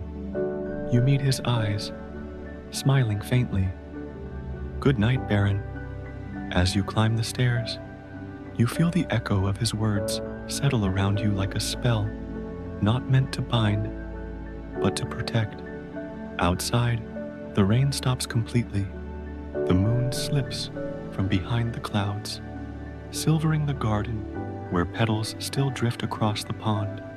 Somewhere, deep in the heart of the chateau, an old curse stirs, and Biggie morning seeps gently into the chateau. Not in a rush, but like a sigh, slow and honey-colored, spilling through tall windows and across the marble floors. You wake to the faint sound of sparrows beneath the eaves and the rhythmic drip of dew from the balcony vines. The fire from last night has died, yet the room feels warm, as if the walls themselves carry memory of the flame. You stretch beneath linen sheets, savoring the texture, soft, faintly scented with lavender. For a few long breaths, you simply lie there, letting the quiet fill you. You can feel the pulse of the chateau again, that subtle, almost living hum that comes from everywhere and nowhere at once. When you rise, the mirror above the dressing table catches your reflection in muted light. For a moment, you think you see another face beside yours, gentle, smiling, but when you turn, no one is there. Only the rose from last night remains on the table, still fresh, a single bead of dew sliding slowly down its petal. You dress simply, in the soft blue gown laid out for you by unseen hands. The fabric feels almost weightless, whispering as you move. Outside the door, the corridor stretches ahead, a tunnel of pale light and shadow. Dust motes float lazily in the sunbeams that slant through narrow windows. You can smell beeswax, aged books, and roses. Always roses. Somewhere below, faint piano notes drift upward, hesitant, searching. You follow the sound down the staircase, fingers trailing along the banister's carved wood. Each groove feels familiar, as if your hand has found it many times before. At the base of the stairs, Antoine waits. He's dressed in a linen shirt, sleeves rolled. The first time you've seen him without the heavy formality of his usual coat. The morning softens him, his expression lighter, his voice quieter when he greets you. "Good morning," he says, smiling. "Did the house treat you kindly through the night?" "It did," you answer. "It dreams loudly." He laughs, a low, genuine sound. "It does that, yes. I think it has waited too long for company." He offers his arm, and you take it. Together, you walk through the sun-filled halls toward a part of the chateau you haven't seen before. As you pass, doors whisper open and close on their own. Curtains stir, though no breeze touches them. The air itself seems aware. "Where are we going?" you ask. "To the portrait hall," he replies. "It's a room I rarely show anyone, but perhaps it's time." The corridor narrows and bends. You notice how the stone underfoot changes. Rougher here, older. The light shifts too, from gold to a soft, cool gray. Finally, You reach a tall pair of double doors, carved with roses and vines. They creak open at Antoine's touch. Inside, the air smells faintly of dust and oil paint. The room is vast and dim, lit only by high arched windows, where sunlight pools in long bars across the floor.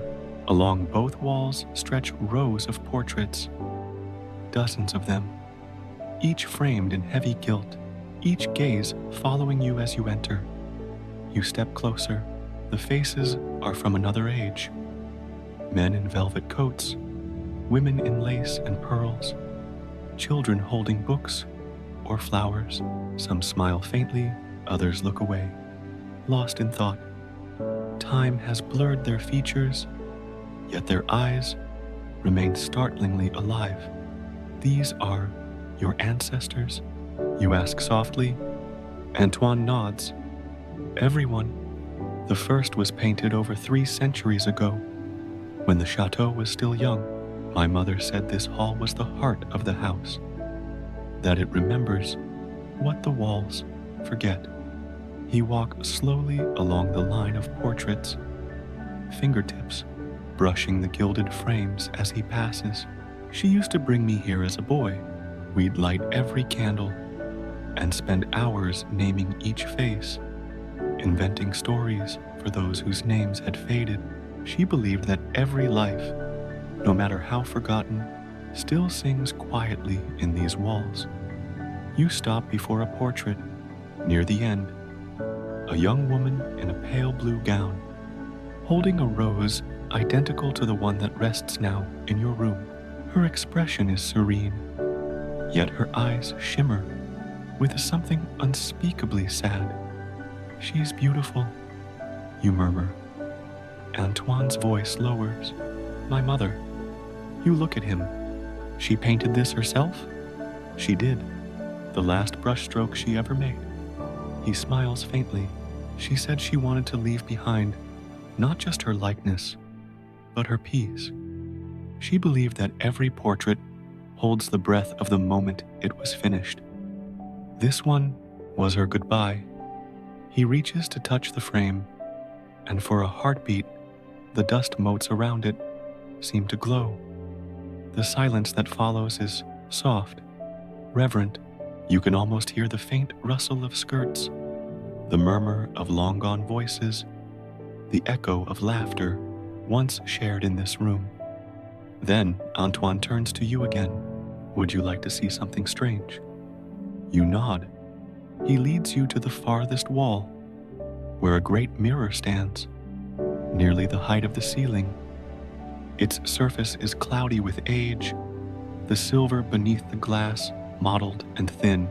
This mirror was hung here the same year the first portrait was painted, he says. They say it reflects not what is, but what remembers you. He steps aside, gesturing for you to look. At first you see only yourself, blurred and soft in the dim light. Then, slowly, shapes form behind you. Faint outlines of figures, men and women, faces half lit, as if the portraits had turned to watch. You blink, and the reflection ripples like water. The faces vanish, leaving only you and the faint gleam of the room. Your breath catches. Did you see that? Antoine nods. I always do. You stand before the great mirror, heart beating softly in your throat. The surface no longer ripples, but your reflection seems uncertain. For a flickering moment, you're not sure whether the figure gazing back is truly you at all. Antoine stands slightly behind, his voice calm, almost tender. The mirror doesn't lie, he murmurs. It simply chooses what truth to show. What truth does it show you? You ask, your eyes never leaving the glass. He hesitates. Once, when I was younger, I came here alone at midnight. I looked into it and saw not myself, but something wild, something with eyes like flame. It frightened me so deeply that I covered the mirror for years. Only after meeting you did I dare to uncover it again? You turn to look at him, and what do you see now? He smiles faintly. Hope, which for me is miracle enough. You glance back at the mirror. The glass seems to breathe.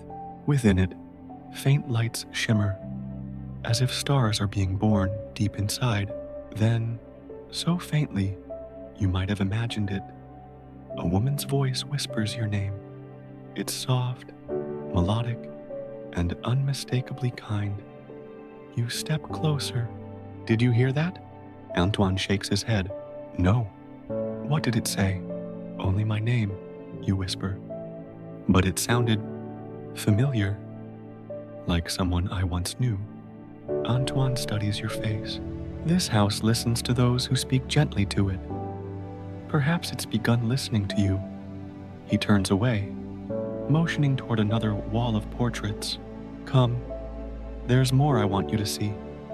You follow him down the dim aisle, the air cooler here. Dust stirs underfoot as he stops before a small painting, half hidden in shadow. This one, he says quietly, has always troubled me. It's older than the others, the colors more muted, the frame darkened with age. It depicts a young man standing in a garden, a rose bush blooming wildly behind him. His expression is solemn, his eyes heavy with something like regret. You peer closer, and then inhale sharply. The face is familiar, not identical, but close enough that the resemblance to Antoine is undeniable. The same sharp jaw, the same quiet sorrow in the eyes, only the hair is longer, bound with a ribbon at the nape of his neck. Who is he? You ask. I don't know, Antoine answers. The signature is gone. The nameplate too, but since childhood, I've dreamed of him, and each time I dream, the rose behind him grows taller. As he speaks, a strange shimmer runs through the painting. For an instant, the painted rose bush sways as though caught by a breeze, its petals trembling. You step back, startled. It moved. Antoine frowns.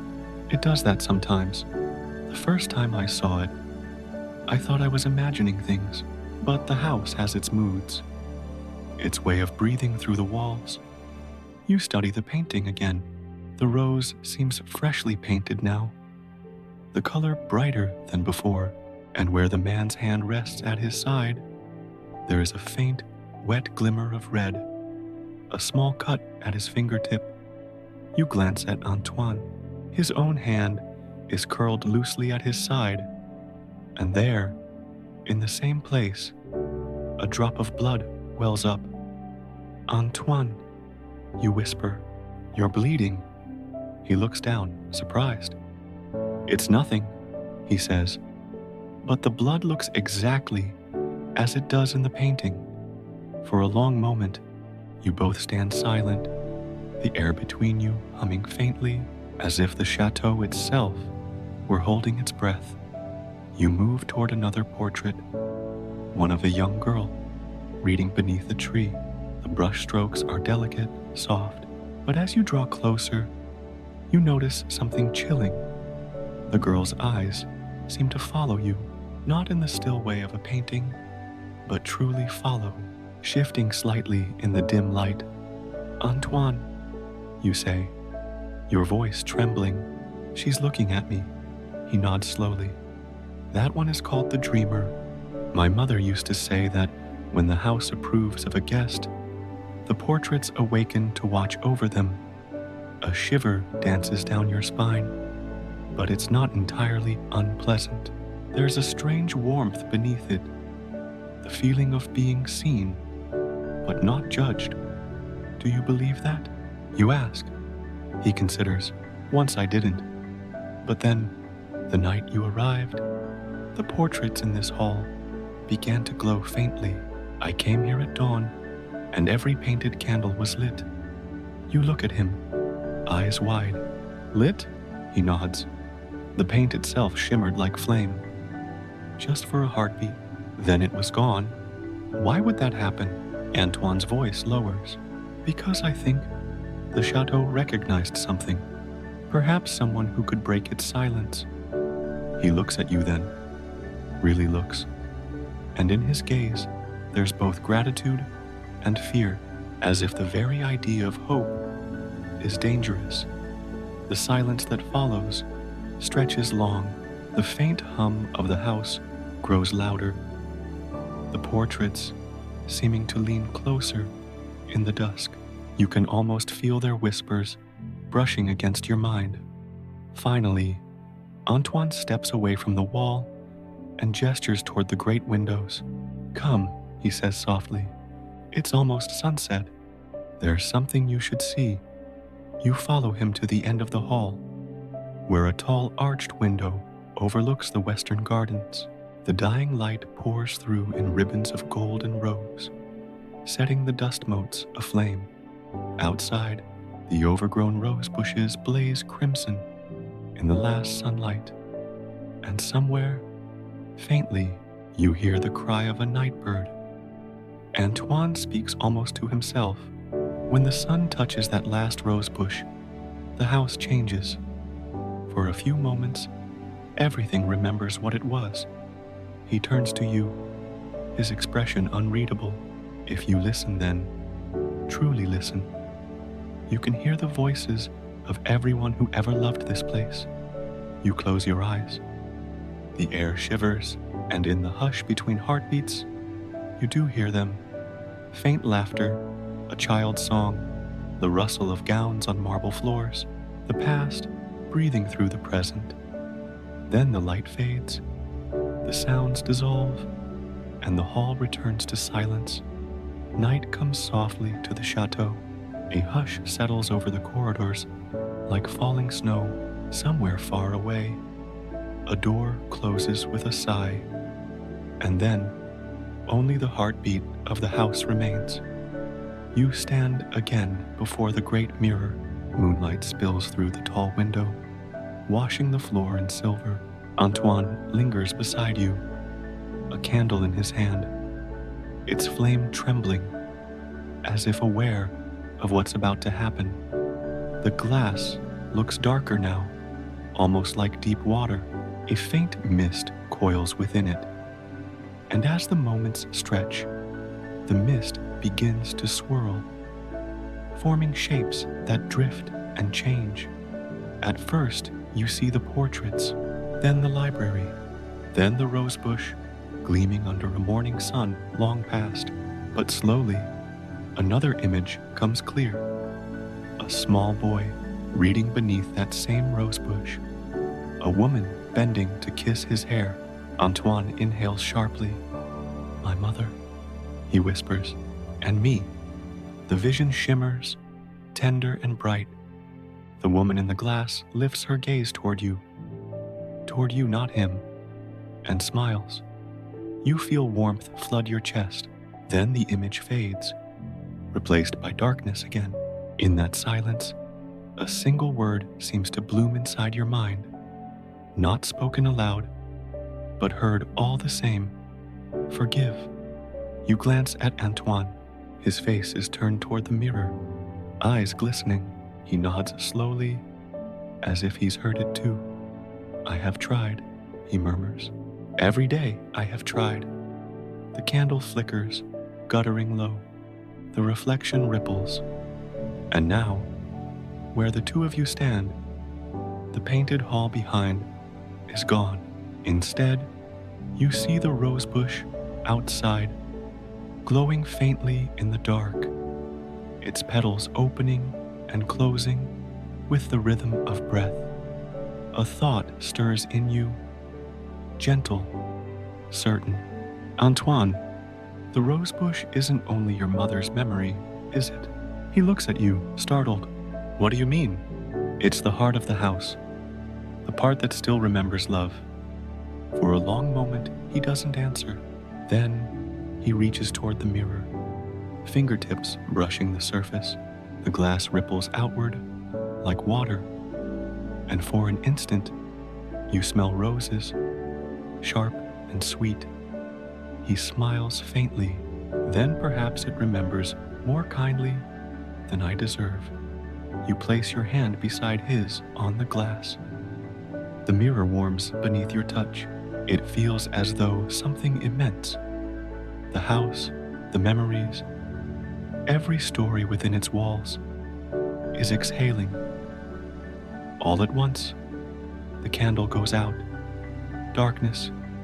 Then, a low pulse of light blooms from within the mirror, spreading like sunrise across the walls. The portraits ignite in color.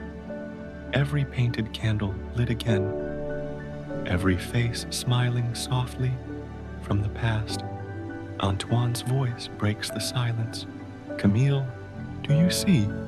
You nod. They're alive. He shakes his head. No, we are. For the first time in years, we are.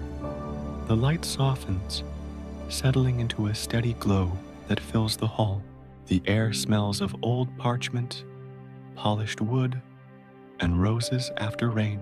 Somewhere far above, a bell chimes the hour. Low, sonorous, eternal.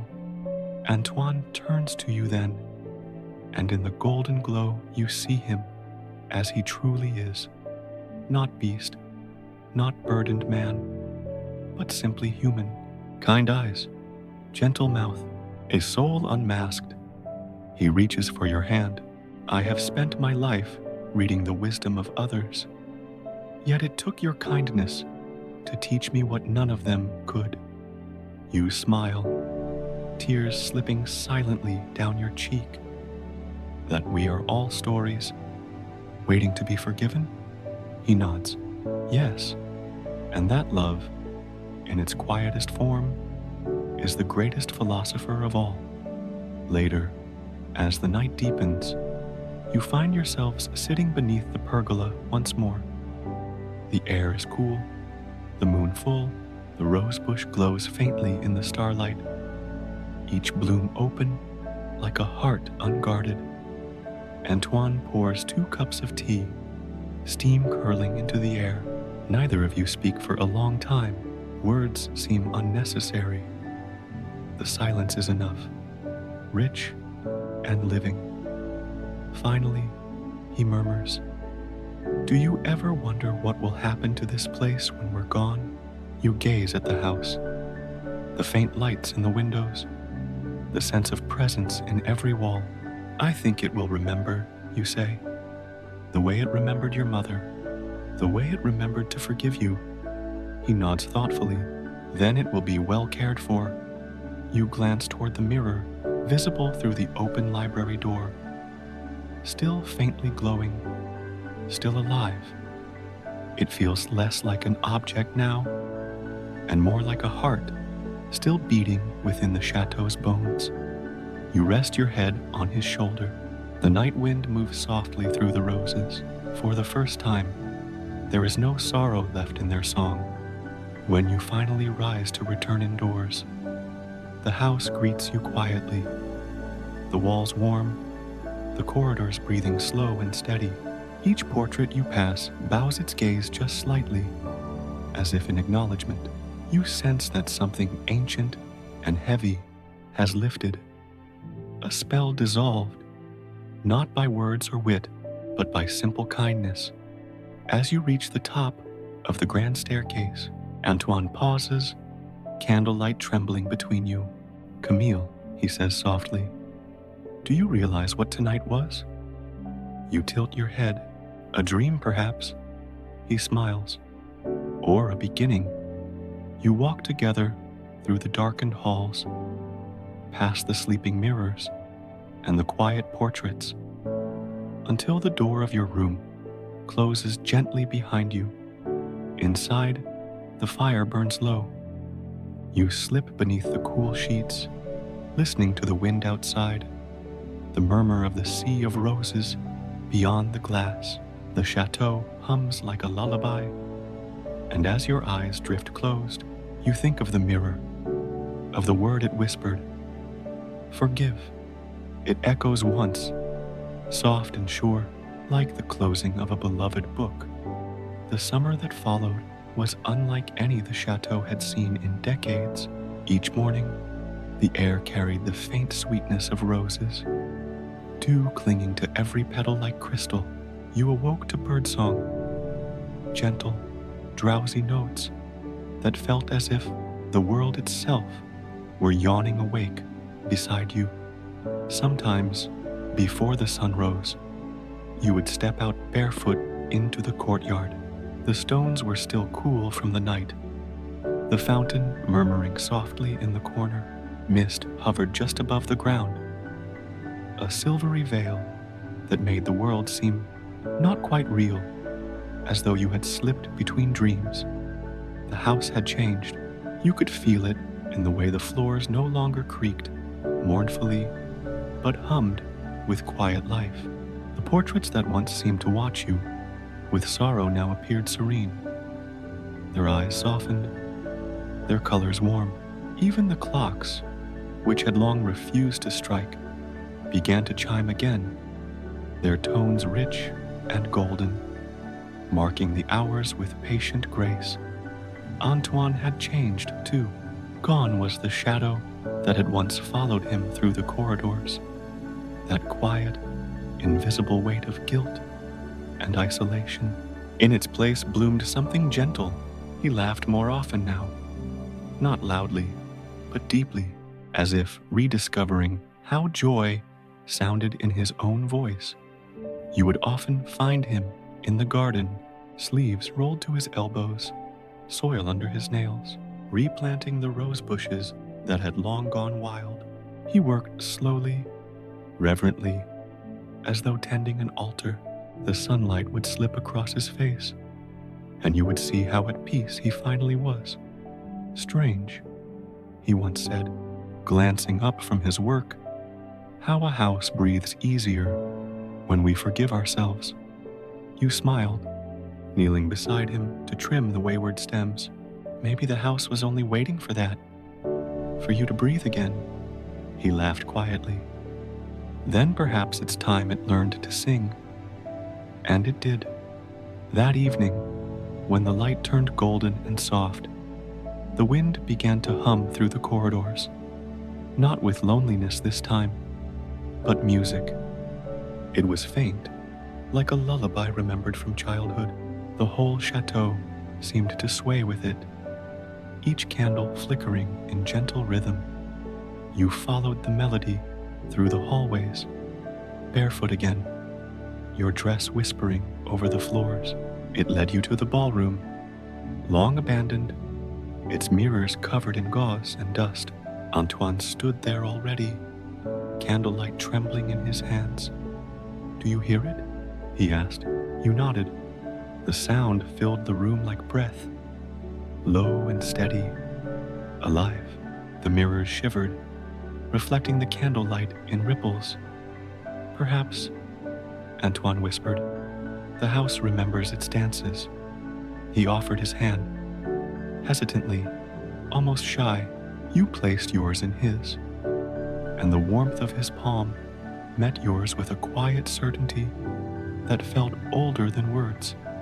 He drew you close, and together you began to move, slowly, without music at first, just the rhythm of your steps and the sighing of the house around you.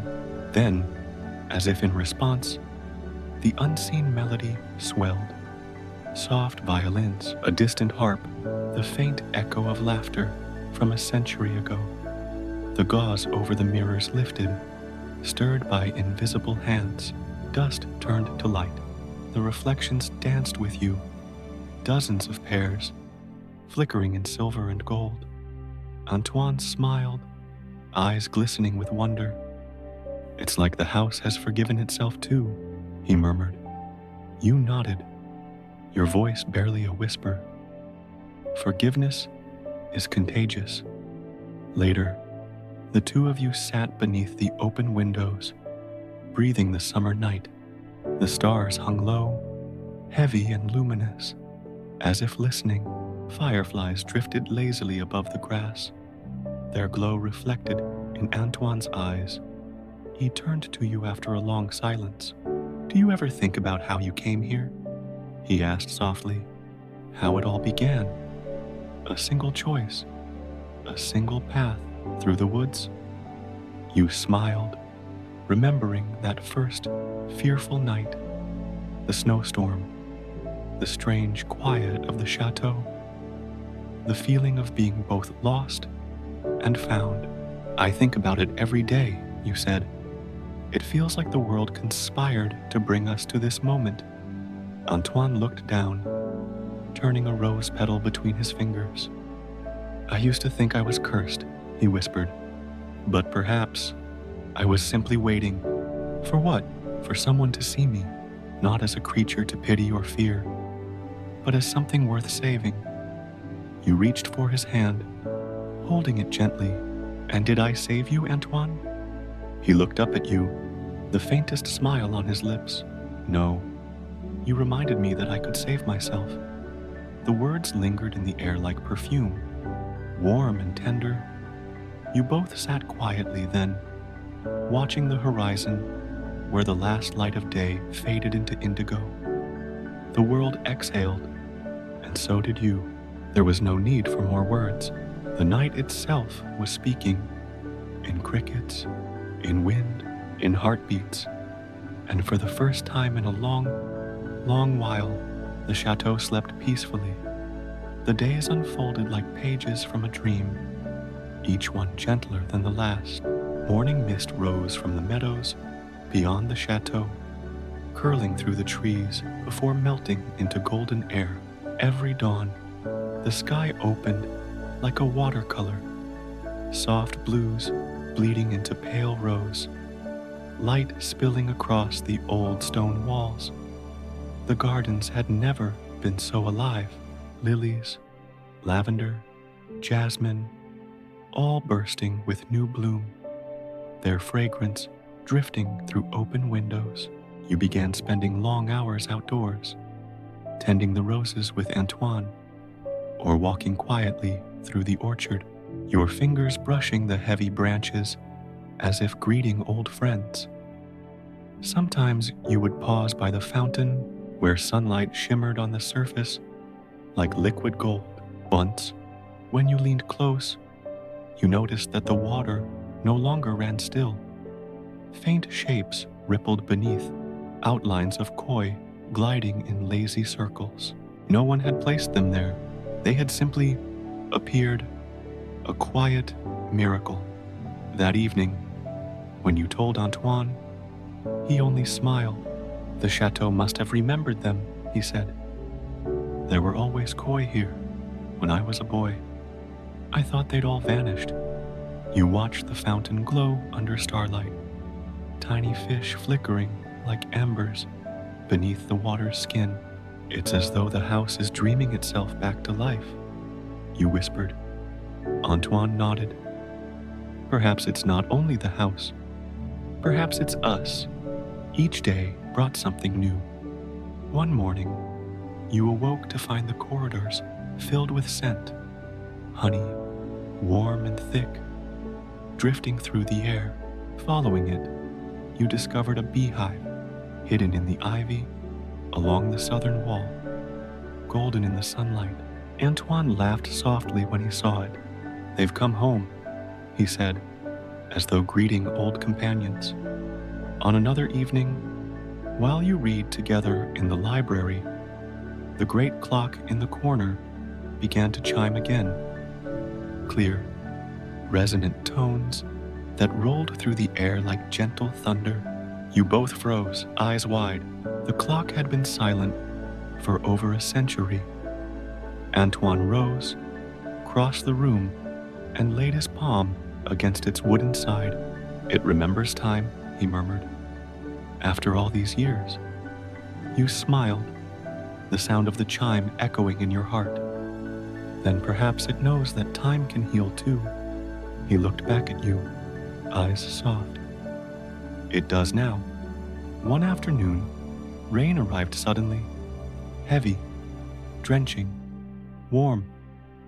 You ran through it laughing, barefoot across the courtyard, the stones slick beneath your feet. Antoine followed, his laughter ringing through the air like a forgotten melody. When the storm passed, the world smelled of wet leaves and new beginnings. The roses bowed under the weight of water, their petals shining like glass. You and Antoine stood beneath the pergola, soaked to the bone, watching steam rise from the garden paths.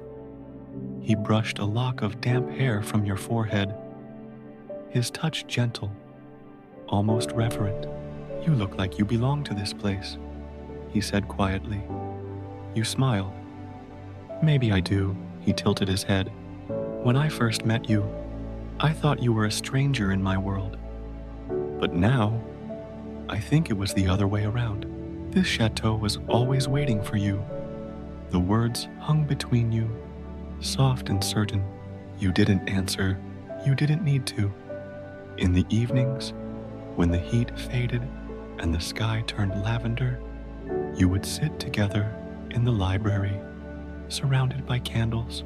Antoine would read aloud from his mother's books, old volumes of poetry and philosophy, their pages yellowed and fragile. Sometimes he would pause mid-sentence, simply listening to the fire crackle. Other times, he would read until his voice softened into something like prayer. One night, as he read from an old poet's lines about forgiveness, the air in the room seemed to shimmer. The mirror above the mantel flickered faintly, a soft, silvery glow, like moonlight under glass. Neither of you spoke. You only listened to the faint hum behind the silence, to the feeling that something vast and kind was listening back. It was then you realized the chateau was not just healing, it was remembering how to love. Later that summer, when the first fireflies returned, Antoine led you to a hidden part of the grounds you had never seen before. A narrow path wound through the orchard, past rows of lilac and the old well. Beyond, you found an archway of stone, half buried in ivy. Inside lay a forgotten chapel. Its roof was gone, open to the sky. Moss covered the steps, vines climbing the crumbling altar. Yet even in its ruin, it felt sacred, not in a way of worship, but of quiet endurance. Antoine knelt beside one of the old pews, brushing dust from a carved emblem, a sun surrounded by petals. "This was my mother's sanctuary," he said softly. "She used to come here when my father was ill. I haven't been back since she passed." You felt the stillness in the air, thick, almost luminous, kneeling beside him. You traced the same carving with your fingertips. "It's beautiful," you whispered, "even broken. It's beautiful." Antoine smiled faintly. "Maybe that's the point." You looked up. Above, the open roof framed the twilight sky, a perfect circle of blue fading to gold. In that moment, a single petal drifted down from the vines, landing on the stone between you, and then another and another. You realized they were falling from a wild rose bush, blooming high along the wall, a bush that hadn't existed a moment ago. Antoine's eyes widened. "Do you see?" You nodded, tears rising quietly, a quiet miracle. That night, you returned to the chateau under a silver moon. The air shimmered faintly with light, not from stars, but from something deeper, something alive. You could feel the heartbeat of the house all around you, slow and content. When you reached the grand hall, the mirror there glowed softly again, not with visions, but with reflection. Only your two faces now, side by side. For the first time, you realized there was no longer a line between the living and the memory, between the house and the heart. All of it, the garden, The roses, the music, the warmth was part of the same miracle, and for once, it did not feel like magic at all. It felt like peace. By late August, the days had grown long and unhurried, the kind of days that drift like dandelion seeds, barely touching the ground. Every morning, light spilled through the tall windows in threads of gold. The air was warm with the scent of jasmine and rain-soaked earth, and all through the chateau, something soft and unseen hummed, the steady rhythm of a place at peace. You spent those final weeks much as you had the first, wandering the halls, listening to the wind move through the rooms, feeling the pulse of the house beneath your fingertips. Only now, the silence was not lonely, it was alive. Antoine often joined you in those wanderings. Sometimes he spoke, stories of his childhood, of summers spent chasing sunlight through the orchard. Other times, he said nothing at all. He didn't need to. The quiet between you was its own kind of language. One afternoon, you found him in the study, the old desk strewn with papers and ink. He was sketching something, brow furrowed in concentration. "What are you working on?" you asked softly, standing beside him. He smiled without looking up. "Plans for the garden. I want to build something there." You leaned closer, studying the page, delicate lines forming an archway of roses, a small fountain beneath, and a stone bench at the center. "It's beautiful," you whispered. He looked up then, eyes warm. "It's for you." "For me?" He nodded. "You once said the chateau was dreaming itself back to life. I want to give it a place to dream, and you a place to rest, when you need to remember that peace is possible." You felt a lump rise in your throat. "Antoine," he shook his head gently. "No need for words. Just promise me you'll sit there, from time to time, even when the years change, and the world outside grows loud again. Promise me you'll sit, and remember that once, in a forgotten summer, everything was quiet enough to hear a heartbeat in the roses." You reached for his hand. "I promise." The days passed like pages turning. The nights grew cooler. The first leaves began to drift down from the trees, soft as feathers. And then, one evening, as twilight deepened, you and Antoine stood together beneath the pergola, watching the last light fade over the hills. The air shimmered faintly, that familiar hum, the same one that had followed you since the night of forgiveness. "Do you feel it?" he asked quietly. You nodded. "The house is breathing," he smiled. "No, you are, and through you, it remembers how." You looked toward the windows, where candlelight glowed softly within the hall. The mirrors reflected 1,000 tiny flames, like stars caught indoors. It felt as though the world had folded itself into this one still moment, a pause between heartbeats, between stories. Then Antoine turned toward you, his face bathed in the last gold of sunset. There was something new in his eyes, a peace so complete it almost glowed. He took your hand in both of his. "Camille," he said softly, "do you know what the enchantment truly was?" You frowned slightly. "A curse?" He shook his head. "A mirror, nothing more. It showed me what I had become, and what I might become again, if I learned to see the world with gentleness. But the spell could only break when someone saw me that way first." You felt your heart stir, the weight of his words sinking deep.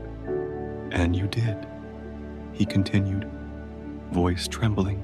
"You saw me, not as a beast, not as a baron, but as a man. And in doing so, you taught me how to see myself." He lifted your hand to his lips, kissed it softly, I once thought love was something to earn, but it is not. It is something to recognize in another and in oneself. You couldn't speak. Your throat ached with quiet joy. Tears blurred the world into watercolor light. I didn't break your curse, you whispered. You did. I only stood beside you while you remembered how. He smiled. That same quiet, steady smile that had first made you trust him. And that, he said, was enough. The wind stirred gently through the roses. A single petal drifted down, landing in your joined hands. In that instant, the chateau exhaled. The windows glowed faintly. The mirrors shimmered, not with magic, but with light. Every corner of the house seemed to breathe. Every portrait softened into a smile. The fountain sang again, low and melodic, and somewhere in the garden, the first cricket began its song. The enchantment was not broken with thunder or brilliance, only with a sigh, like the world finally letting go of a long-held breath. You stood together beneath the fading sky, the stars beginning to bloom above, the roses nodding gently in the wind. Antoine turned to you once more. There is no spell now, he said quietly. Only life, and that, I think, is miracle enough. You leaned into him, your head resting against his chest, listening to the slow, steady rhythm of his heart, the sound that would guide you into dreams for many years to come. The night wrapped around you like a blanket. The chateau settled into silence, its windows glowing softly against the dark. And as your eyes closed, you felt the quiet promise of the summer linger, a reminder that forgiveness, love, and peace were never magic at all, but simply the way the heart learns to come home. Autumn arrived softly, like a candle being lit in another room. You felt its quiet approach before you saw it, in the hush of the trees, in the way the light mellowed into amber, and in the scent of wood smoke that curled through the chateau's open halls. The gardens, still warm from summer's breath, began to change their colors, greens fading into golds, reds deepening like spilled wine. It was the most beautiful season the old house had ever seen. Every stone, every vine seemed to glow with quiet pride, as if the chateau itself understood that it had survived another turning of time. Antoine spent long hours outdoors now, his boots brushing through the fallen leaves as he checked on the grounds. Sometimes you watched him from the balcony, the sunlight settling in his hair, his hands gentle as he brushed petals from the rose bush. He looked less like the baron of an ancient estate, and more like a man entirely at peace with the earth beneath him. At night, when you both sat by the hearth, he read aloud from his favorite books, Plato, Virgil, the poets of old. His voice, deep and unhurried, filled the great room like a lullaby. Between passages, he would glance at you across the firelight and smile that tender, almost shy smile you had come to know so well. The walls glowed honey gold, and the crackle of the flames blended with the whisper of wind outside. Sometimes you would close your eyes, listening to his voice drift through the flickering dark, and you would think, this is what peace sounds like. One morning, as mist coiled through the orchard, Antoine called you to the garden. His breath lingered in the cool air, and when you reached him, you saw that the archway he had designed in summer was now complete. It stood proudly at the heart of the garden, a slender frame of pale stone woven with climbing roses. At its base sat a carved bench, smooth and cool beneath your fingertips. A small fountain trickled nearby, its water catching the sunlight like glass. Antoine stepped beside you, his expression quiet, reverent. "It's as you dreamed it," he said softly. You turned to him, smiling. "No, it's as you dreamed it. You built this?" He shook his head. "No, Camille, you built it every day you were here, tending this place. You brought it back to life. The garden only waited for your hands to remember it." You felt a warmth rise in your chest, the kind that comes when words strike deeper than you expect. He reached into his coat pocket and drew out a single rosebud, a fragile bloom, pale as morning light. "This," he said, "was the first to open this season. It seemed right that you should have it." He tucked the flower gently behind your ear, his fingers brushing against your cheek. And for a long moment, neither of you spoke. The wind moved softly through the leaves. The fountain murmured on, and the world held its breath. That evening, the weather turned colder. A faint drizzle began to fall, tapping against the windows. You and Antoine lingered by the fire again, the room filled with the scent of wet stone and pine smoke. He was quieter than usual, his gaze distant, lost in the flicker of flame. You reached for his hand across the table. "Something troubles you," you said gently. He blinked, returning to the present, and smiled faintly. "Only a thought," he murmured, "that I have lived in this house for so long. And yet, until you came, I had never really lived at all." You squeezed his hand. "Perhaps this house was waiting. Perhaps you both were." He nodded slowly. "Yes, waiting. And now, the waiting feels complete. The house breathes easily again. So do I." There was a pause, the kind that hums between two heartbeats. Then, very softly, he said, "I wish to ask you something, Camille." The tone of his voice made your heart flutter. You looked up, meeting his gaze. The firelight danced across his face. Warm, golden, alive. He rose from his chair and came to stand before you. For a moment, he said nothing, only looked down at you, as though memorizing every detail of the moment. The glow of the room, the scent of rain, the gentle sound of the fountain echoing from the garden beyond. Finally, he spoke. "When I was young," he said, "I built this house around my pride. Every wall was a reflection of who I thought I was.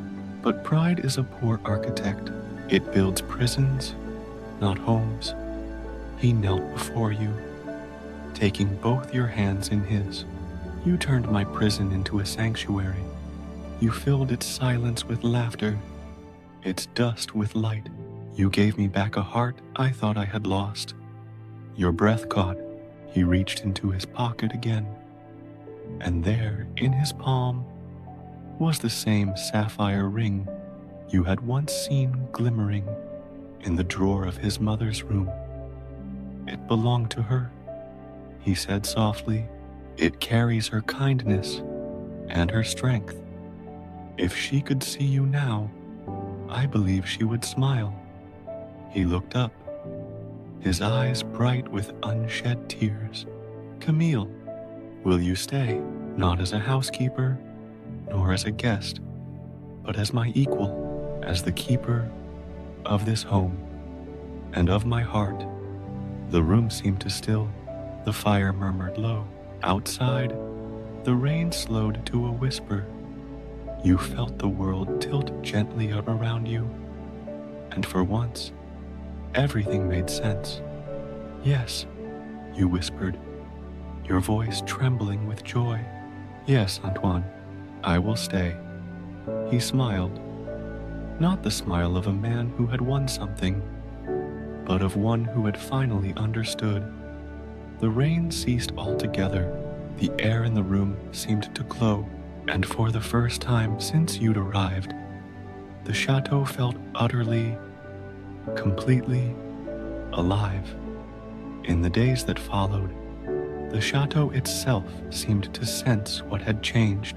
The air was lighter, the corridors warmer, every corner held a new kind of quiet. Not emptiness, but peace.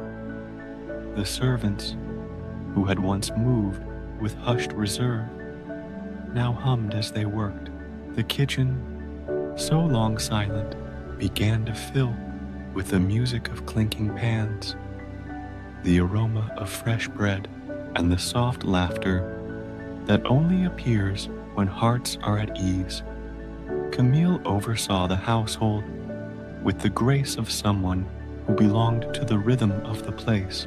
She walked through each room, not as an intruder, but as if she were listening to the walls themselves, to their memories, their sighs, their quiet gratitude. Antoine, for his part, could not seem to stop smiling. He worked beside the gardeners, repaired the gate with his own hands, and even joined the cook in preparing the autumn preserves. Sometimes Camille would find him by the pantry door, dusting sugar from his cuffs like a mischievous child. "You are supposed to be a baron," she teased him once. He laughed softly. "Not anymore," he said. "I'd rather be a man." And she believed him. As October deepened, a golden hush fell over the land. The trees along the edge of the property turned every shade of flame and amber. When the wind blew, their leaves rose in small spirals, dancing like living embers through the garden. Each evening, Camille and Antoine walked those paths together. Sometimes they spoke in low tones about the future, the repairs still needed on the west wing, the orchards they hoped to plant next spring, but more often, they said nothing at all. Silence between them had become its own language. It was a soft thread that connected thought to thought, heartbeat to heartbeat. One evening, the air grew so still that even the fountain seemed to pause. They stopped beneath the pergola, the same one where Antoine had first asked her to stay. The roses around them had lost their summer brilliance, but their scent lingered, faint, warm, and eternal. Antoine took her hand. "Camille," he said, his voice low and steady. "When I think of the years before you came, they feel like a dream I once had and forgot upon waking. This is my life," she smiled, brushing a curl of hair from her face. "And what a beautiful life it is," she whispered. He nodded. "Let's make it official then." Her breath caught. "You mean—" "Yes," he said simply. "Let's be wed before the first snow." She looked into his eyes and saw not the grandeur of a baron, nor the ghost of the beast he had once been, but the warmth of a man whose soul had found its home. "Yes," she said again, and the word seemed to echo softly through the autumn air, carried by the wind, as if the house itself had whispered its blessing. The preparations were gentle and quiet. There were no grand carriages, no nobles arriving in their silks. Instead, the villagers who once had looked on Antoine with suspicion, now came forward with shy, genuine smiles. They brought baskets of fruit, jars of honey, bolts of linens, and their blessings.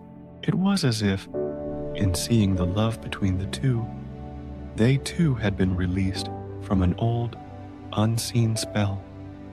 The day of the wedding dawned clear and still. A veil of morning mist drifted through the garden, and the dew on the grass caught the light like a scattering of diamonds. Camille stood before her mirror in the quiet of her room, the same chamber that had once belonged to the Baron's mother. The blue ring gleamed on her hand. Her gown, simple and white as a breath, was trimmed with lace she had found folded in an old cedar chest. When she stepped out into the hall, the scent of roses and rain greeted her like an old friend. Antoine waited for her in the courtyard, the same courtyard where, once upon a time, he had walked alone among the statues and shadows. Now it was filled with light. Roses, still clinging to their last blossoms of the year, climbed the arches in soft cascades of blush and gold. The air trembled with birdsong. A few autumn leaves drifted lazily through the air, settling like blessings at their feet. I once believed I needed to be seen, he said, to be admired, to be remembered, but love, he looked at her, taught me that to be known is far greater. Camille's eyes glistened. Her voice trembled as she replied, I once thought I was meant only to serve, to keep things in order, to remain unseen. But love taught me that I was meant to belong. And when they exchanged rings, a single beam of sunlight pierced the clouds overhead, falling gently across their joined hands. For a moment, it seemed as though the world itself bowed in reverence. The guests, a handful of friends, a few kind villagers, stood in silence, feeling the weight of something holy. Even the old fountain by the garden wall seemed to shimmer more brightly than before. As twilight settled, the courtyard filled with the amber glow of lanterns. The guests lingered over warm bread and honey wine, their laughter soft and unhurried. Camille and Antoine sat together beneath the pergola, the same one where everything had begun. The air was cool, and the scent of roses wrapped around them like a promise.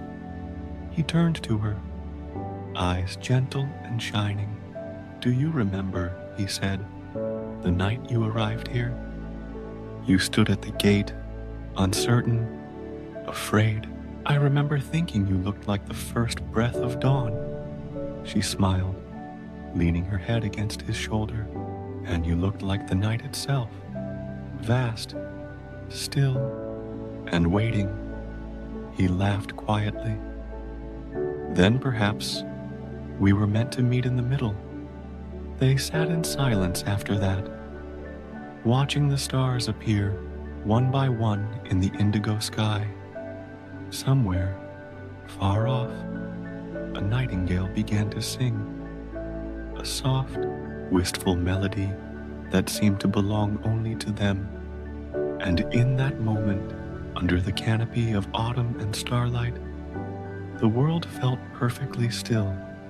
Later that night, after the guests had gone and the last candle had flickered out, Camille and Antoine lingered in the quiet courtyard. The lanterns swung gently in the breeze, their light moving across the stone walls like slow waves. Somewhere in the orchard, an owl called softly, a single note that faded into the hush of the sleeping land. It was late, but neither of them wished to go inside. They sat on the old stone bench beside the fountain, listening to the steady sound of water, the rhythm of a heart that had always been there. Even when no one was listening, Antoine leaned forward, elbows on his knees, watching the moon ripple across the surface. "She looks at us kindly tonight," he murmured. Camille smiled. "She always did. We just weren't ready to see it." He turned toward her then, and for a moment, she saw not the Baron of old, nor the man newly freed from enchantment, but simply the boy who had once dreamed too much and suffered for it. "You taught me," he said softly, "that forgiveness doesn't erase what happened. It just changes the shape of the memory. It becomes lighter, easier to hold." Camille reached for his hand. Her fingers traced the lines on his palm, as though she were reading a story written there long ago. "And love," she whispered, "is the ink that rewrites it." Above them, the stars brightened, one by one, the kind of stars that seemed close enough to touch. The air smelled faintly of wood smoke and roses. Antoine tilted his head back, gazing at the velvet sky with the quiet wonder of someone who had forgotten how beautiful the world could be. "I used to think," he said after a while, "that my life had ended the day I was cursed. But perhaps it only truly began the day you arrived at my gate." Camille closed her eyes, letting the sound of his voice wash over her like a lullaby from another time. "Maybe that's what every ending is," she said. "The beginning we didn't know we needed." They sat together in silence, two souls at peace, two hearts finally home. When they rose at last, the house greeted them with soft, golden light. Every lamp burned low, every window reflected the glow of the moon. The chateau no longer felt haunted or hollow. It felt alive. Camille paused at the grand staircase, her hand resting on the carved banister, polished smooth by years. For a moment, she could almost hear the echoes of the past, the laughter, the music, the whisper of silk gowns gliding across the floor. But instead of sorrow, she felt only gratitude. The house had been waiting all along for laughter to return, for warmth to fill its bones again. As they reached the landing, Antoine stopped her. "Wait," he said gently. "There's one more thing." He led her through the long corridor to the library, the room that had once been his refuge, filled with books he had read in his years of solitude. Now, the air was warmer, the fire still glowing faintly in the hearth. He walked to one of the shelves and pulled down a single, time-worn volume.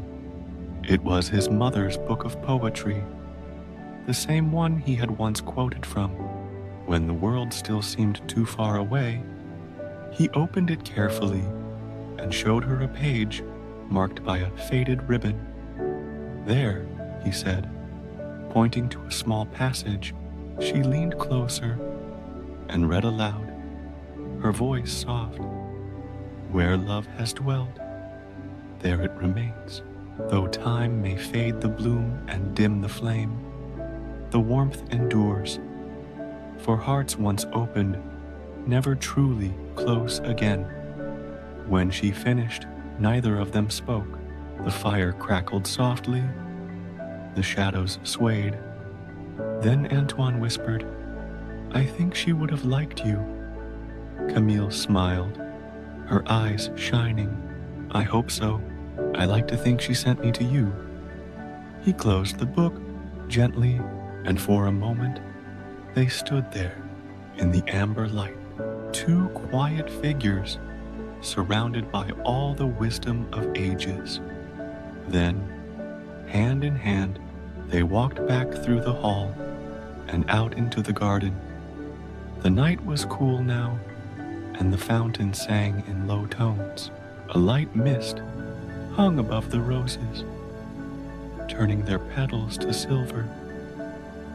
They stopped beneath the pergola, the same one where promises had been made, where truths had been spoken, where everything had begun. Antoine wrapped his arms around her. "Do you ever think," he murmured, "that some stories were never meant to end?" Camille rested her head against his chest. "Maybe," she said. "The best ones don't. They just fall asleep for a while." He smiled at that, and somewhere in the distance, the wind sighed through the trees as if agreeing. They stayed like that for a long time, the world still, the stars silent and bright. The chateau glowed softly behind them, each window like an eyelid, gently closing. And when at last they turned to go inside, the air carried with it the faintest echo, a whisper of the old magic, not as a spell, but as a blessing. It lingered long after they had gone, in the gardens, in the halls, in the very stones of the house, a warmth that would not fade, because love, once spoken aloud, never truly leaves the place where it was born. As you listen now, let your breathing slow. Let the hush of this old chateau settle around you.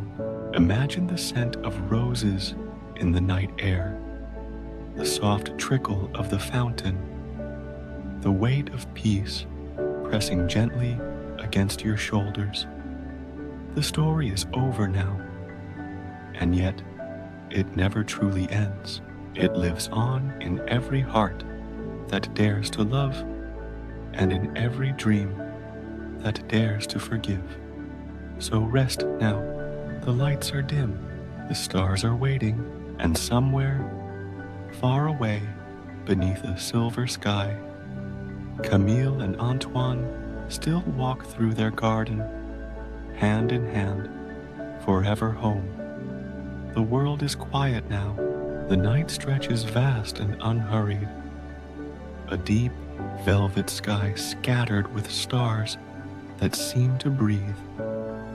Somewhere beyond that sky, beyond all the stories ever told, there lies a garden, not the garden of the chateau, as you once knew it, though it feels familiar, but a place that exists outside the measure of seasons, beyond winter and summer, beyond the reach of time itself.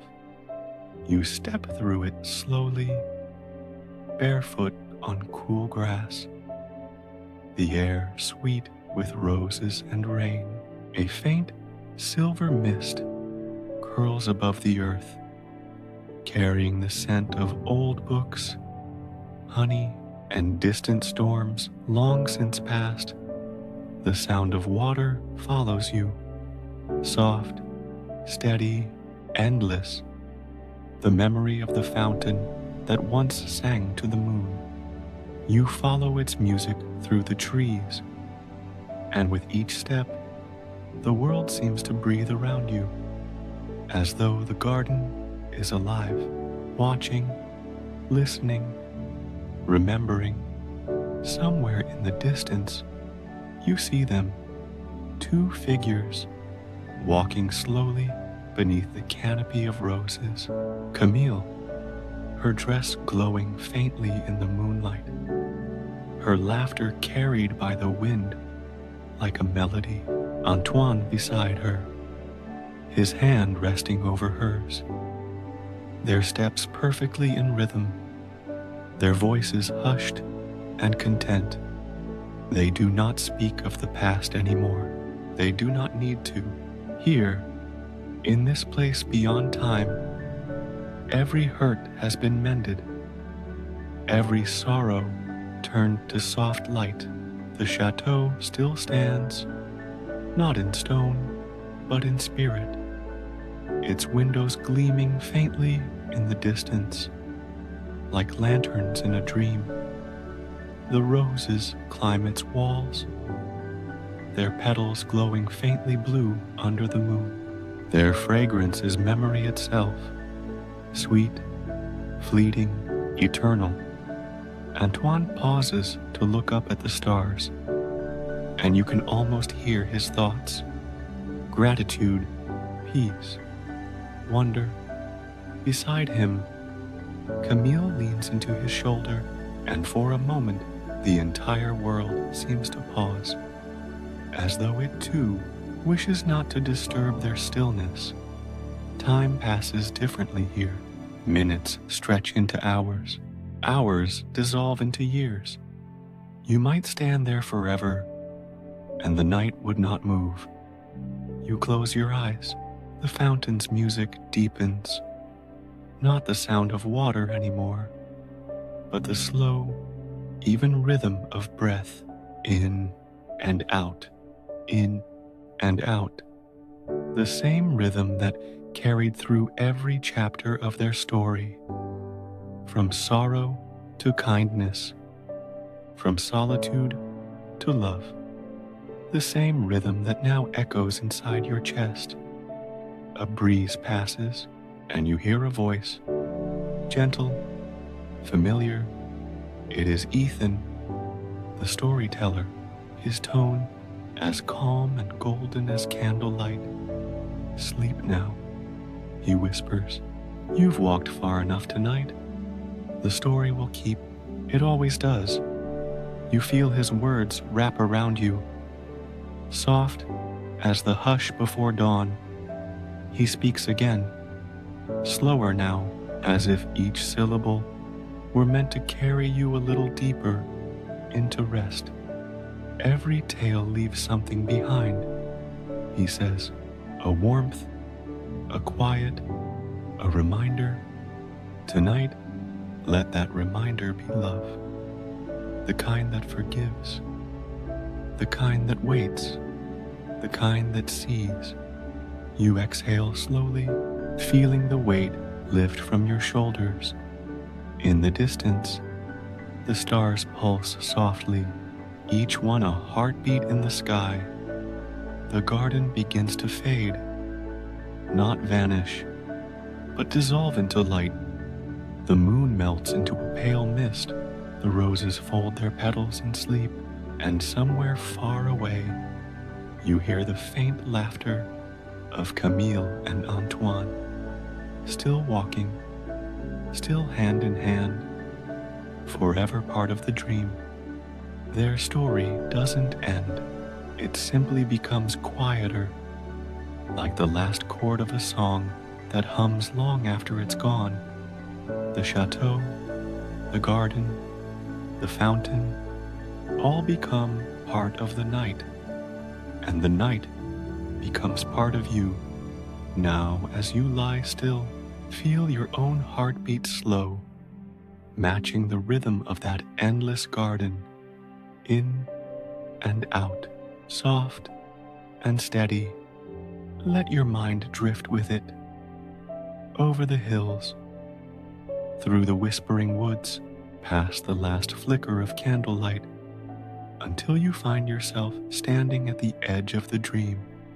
There is nothing left to do now, no past to hold, no future to fear, only this gentle, golden peace that fills the space between one breath and the next.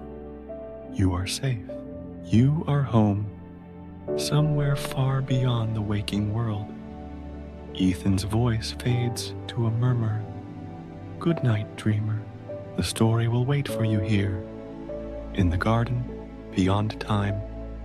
The air grows still, the stars sigh, and the last sound you hear is the quiet trickle of water over smooth stone. A lullaby written by the world itself, Sleep comes softly now, like a hand brushing your hair, like a rose falling into water, like the first light of dawn touching your closed eyes. You drift deeper, carried by peace, by love, by the whisper of a timeless garden that will always, always remember your name.